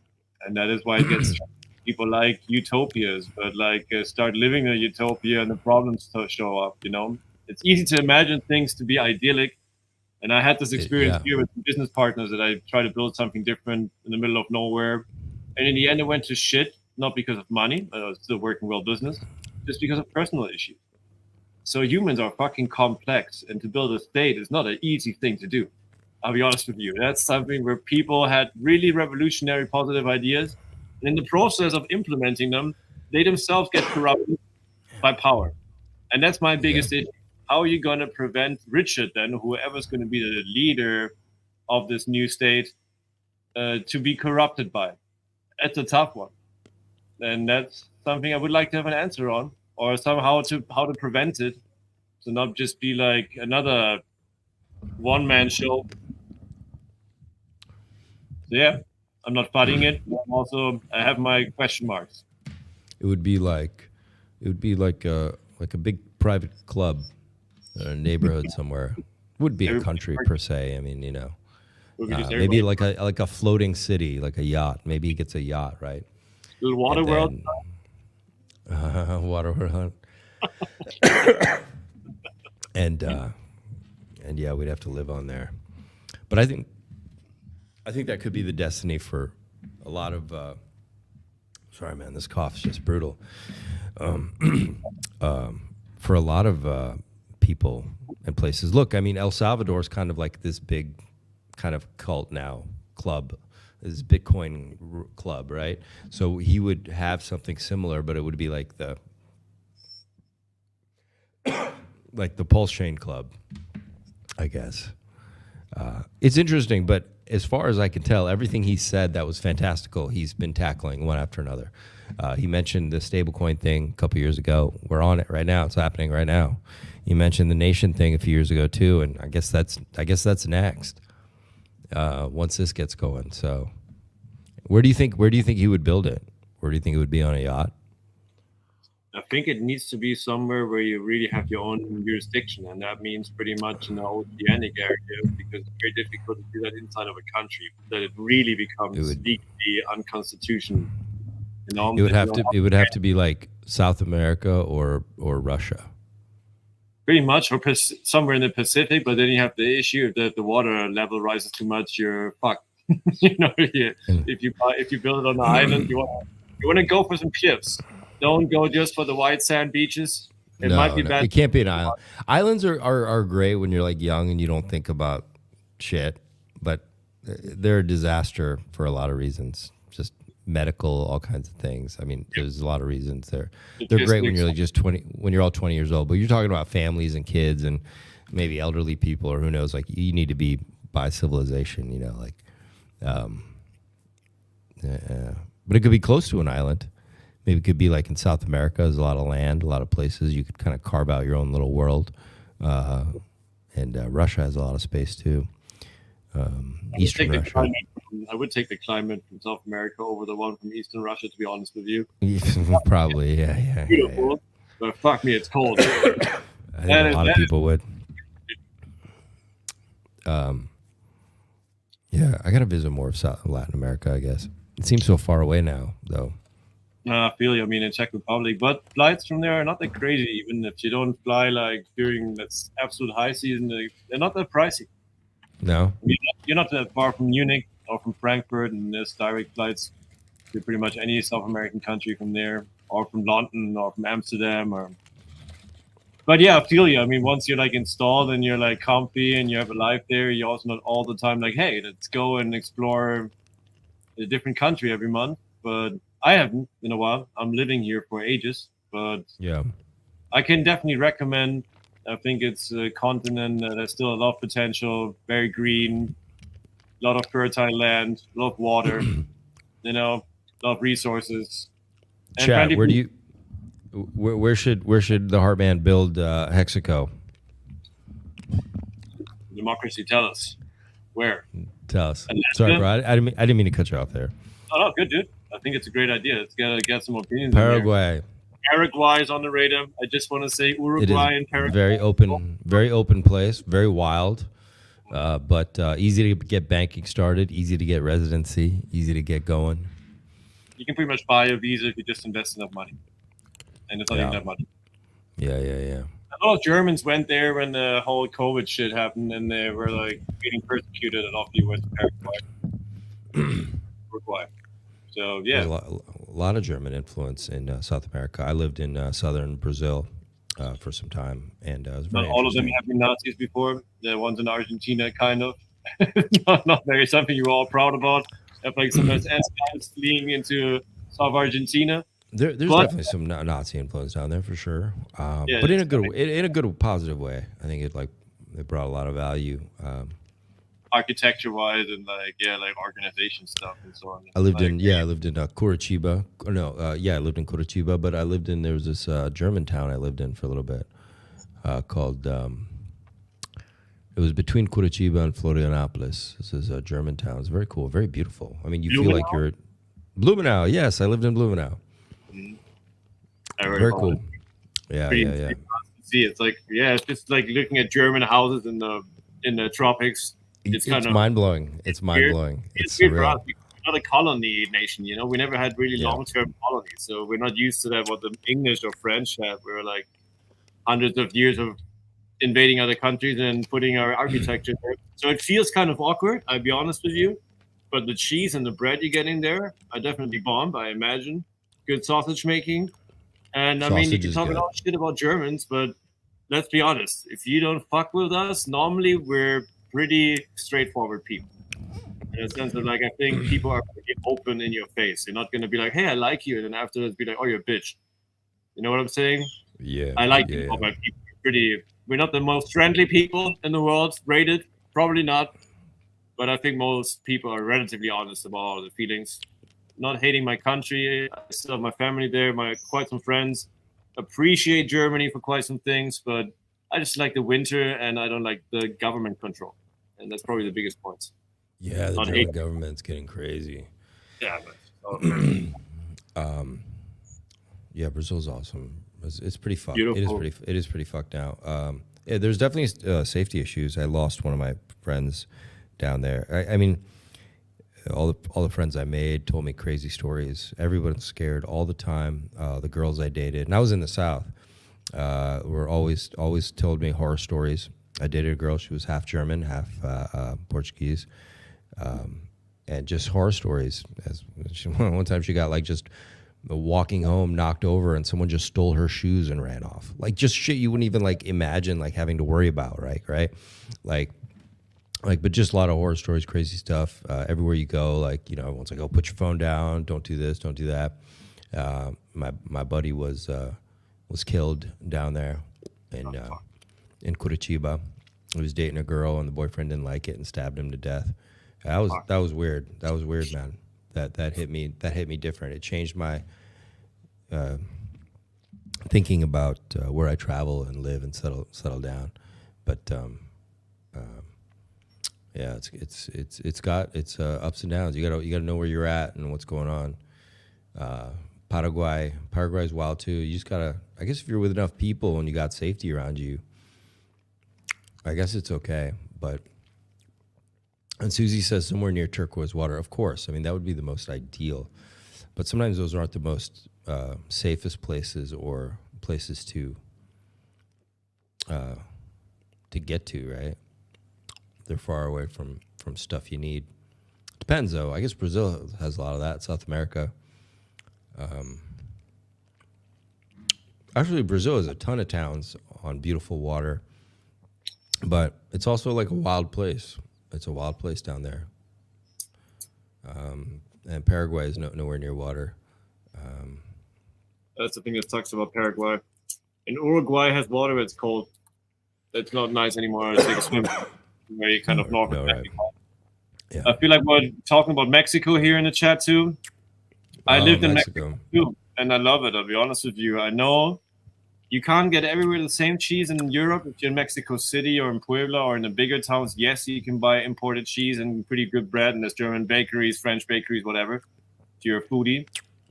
But the regular street food is just bomb. And that's something that most people think that everything in South America is as good as Mexican food. No. It's pretty much Mexico and Peru from like, let's say like real nice kitchen where you'd be like, hey, I can eat some bomb street food and that's good. And I mean, yeah, it's spicy. If you don't like spice, you might not dig that too much. But I lived there for 1.5 years and I really like Mexico. I know it's dangerous too in parts. Don't be naive. I mean, you can literally read, and every year there's going to be some weird medium civil war between cartels killing each other and some random civilians being murdered in the meanwhile. Yeah. So that's something it's good to be realistic about all South American countries. It's like a life here, a murder, is cheaper than it would be in Europe or in the States. And that is not a false statement. I've been living in South America for more than 15 years. Now, I will be honest with you guys. I never had problems, but it's also don't be naive. You know, you're in a country where most people don't make a tenth of what you're making. You know, that's something to think about. Like, yeah, it may be too close to home. Maybe he has to build Hexaco somewhere off the beaten path, somewhere random. Look at this. Is it showing? What's it showing you? I mean, it's beautiful, of course. Yeah, Cancun is amazing. Check out Tulum, too. Tulum. Yeah. It's amazing. Tulum is more beautiful than Cancun, even. With a Maya room next to it. How were they during COVID? Mexico was also a little intense with their corona laws, but then it's the same thing like everywhere. If you're on the countryside, or not in a big city, nobody gave a fuck. You know, in Colombia, people didn't give a fuck. They were like, all right, in the big cities, in the posh neighborhoods, you had cops controlling. But in the rest of the city, people would just like go out, buy stuff, relatively live normally. So yeah, I feel like it has to be somewhere like that. Yeah, it has to be somewhere that can stay independent, even if, you know, other things were going nutty around. But there's places like that in South America. You know, a lot of land. There's some famous YouTuber lives out in the middle of Ecuador somewhere, right? Yeah, Ecuador is getting fucked right now. The drug war. Yeah, they're really starting shit. This is the thing, man. South America is still pretty wild, you know, in general. Where is safe? Yeah, I mean, I'm living in Colombia, you know. I'm not saying that where I'm living at, that most people are like, hey, that's known for its safety and its chill vibes. People think about Pablo Escobar and cocaine trafficking. I'm not saying there's no cocaine trafficking from Colombia. It's probably still number one export good from Colombia. But I'll be honest with you. I'm not saying I didn't just do cocaine. I don't like coke. I wouldn't live in fucking Colombia if I don't like coke. That would be a very bad decision. A very bad decision. If you're trying to have a heart attack when you're 25, then move to Colombia if you like coke. You know? I'm a stoner. I'm an admitted stoner and a psychedelic fan. And that's it. I don't like drugs that alter my consciousness in a negative way. And I'd say coke is an ego drug for people that have a small one or that really need to compensate something, because it's not even that nice of a drug. I don't understand why people glorify it that much. And at least in Colombia, dude, I wouldn't have any issue if anybody wants to do their coke, as long as it would be not making people murder each other for it. And that's really the problem I have. I don't give a fuck if people do drugs. Everybody can do their own thing. I'm a libertarian. But the problem is that it has been used for financing quite some wars in South America. But as long as there's no legality, I don't see a solution to it. And that's my opinion on any drug, even if I don't want to take it. Illegalizing it doesn't really help. It's just like the prohibition in the States. It's a pretty rough topic that I'm touching right now. A lot of people might see that I'm crazy. But just think about it, how it worked with liquor in the 30s and what arose through that instead of having liquor legal. That does not mean it's good for you to drink liquor every day. You know, and it's not good to do H every day or any hard drug any day. But people are still going to do it. So, yeah, that's just my logic in this whole game. And blaming South America for it is a little cheap, too, because who's consuming it? You know? Europe, the States, Canada, Australia. Here, people are not coke heads. I'll be honest with you. There's not that many Colombian coke heads that everybody's on coke here or something. No, it's not. It's actually not popular in South America. Brazil, same thing. People wanted vodka over cocaine, which would never happen in Europe or America. Here we go. So I think there's some false perceptions too, but also, being honest. I live in the countryside in a place that's very safe.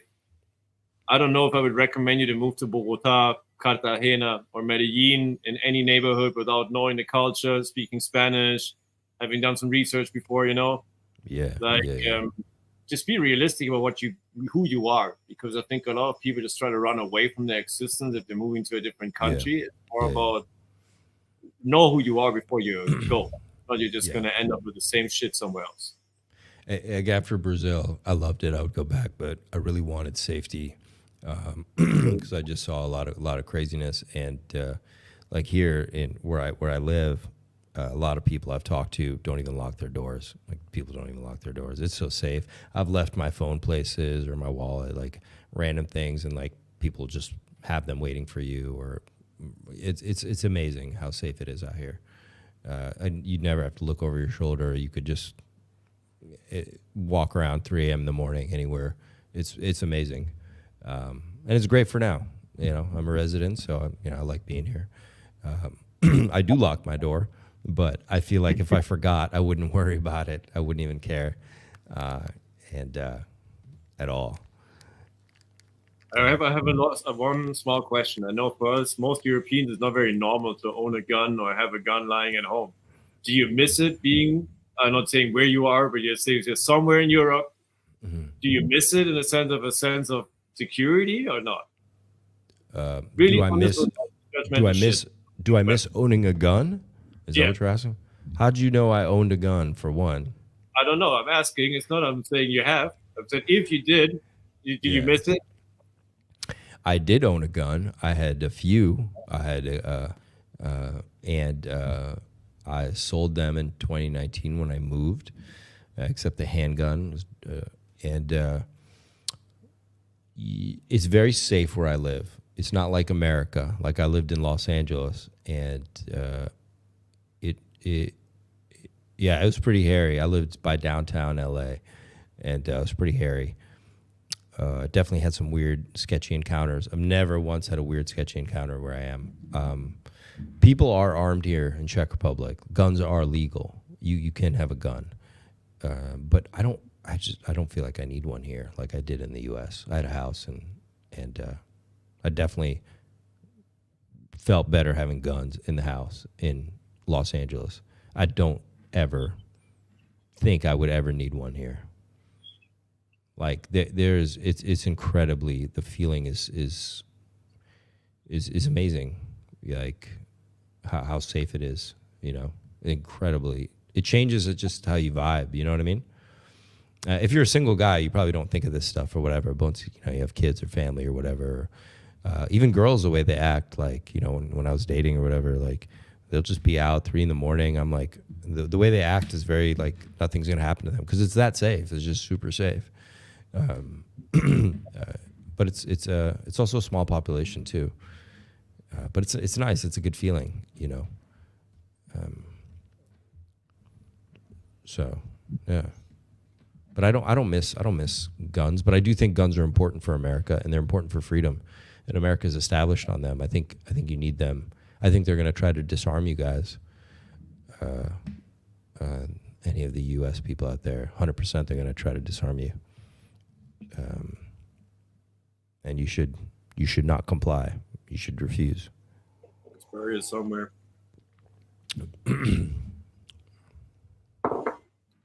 Yeah, I mean, that's an issue that I consider to be very, it's something very hypocritical about Europeans criticizing Americans for their love for guns, because most of them have never lived in a situation where you have maybe a random crack junkie coming to your house, killing one of your family members, and trying to take everything as valuable.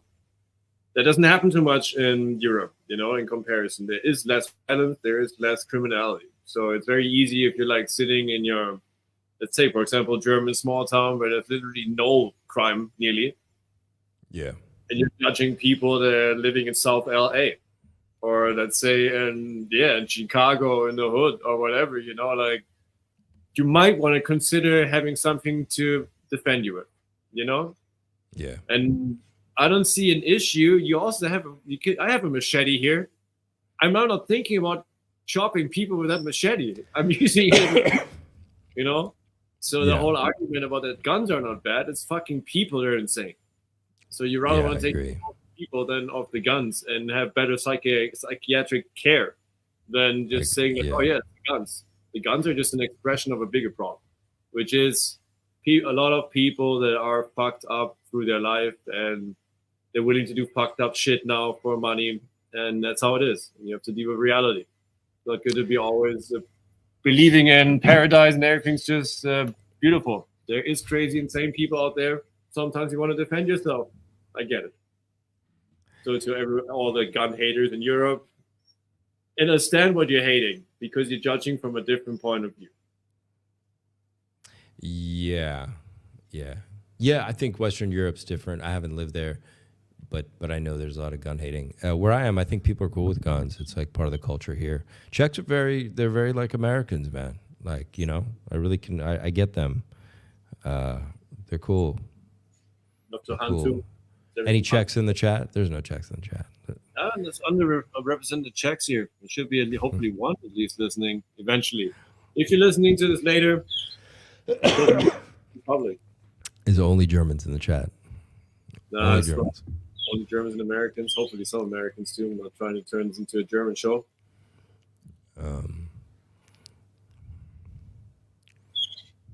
So Mr. SaintWolf, I think now has come the point where I have to say goodbye soon because real life is calling me. So I have to walk over to the property, a house that I'm building for him, to check on that before it gets dark. Yeah. And let's repeat this sooner than later, dude. I mean, we can also next time come up with a topic before again and some other things that we haven't talked about. I really enjoy your content generally, brother. Enjoy it. And yeah, man, let's repeat this. We started 3.5 hours, like kind of crazy. We covered like 5 charts. What the heck did we talk about? Not a lot of things, but I feel like it's good too. I mean, we can just go for 100 charts. Yes. Next time we can go. Next time we can go through a lot of charts because we had started talking. We got heavy really quick. We weren't even live yet. I was like, dude, we just go live. Like we're already like, it was like 2 hours in. We'd already been talking. I don't even know how long. But chat, you guys are champions. This is the longest stream I've ever done, so that's cool. Same here, brother. Oh, yeah. Nice, man. And thanks for inviting me. I'm glad I got to meet with you and hang with you. I feel like an old friend. Actually, a lot more stuff I want to talk to you about, so we got to do this again, and we can just veer off. Huh? Next time I come on your channel saying you asked me questions, today I gave you a little more questions, so I feel like we're interviewing you. Yeah. Fair enough. Okay. And Cabo, Wales. Cabo de la Vela is a place in the Pacific coast in Mexico. I think it's Nayarit, the state. It's gorgeous. A little touristy, but safe for that reason. Check it out. Cabo de la Vela, Western Mexico. But yeah, Maddie, thank you so much. And thanks for allowing me to speak in English. I thought we were going to be doing German the whole time for 3.5 hours, so I appreciate it. Let me off the hook easy. But yeah, man, let's do it again for sure. Good, brother. Amen. Have a good one. Have a great day. For your night. See you, everybody. Catch you soon. See you. Bye. Later, everyone. Bye. Bye.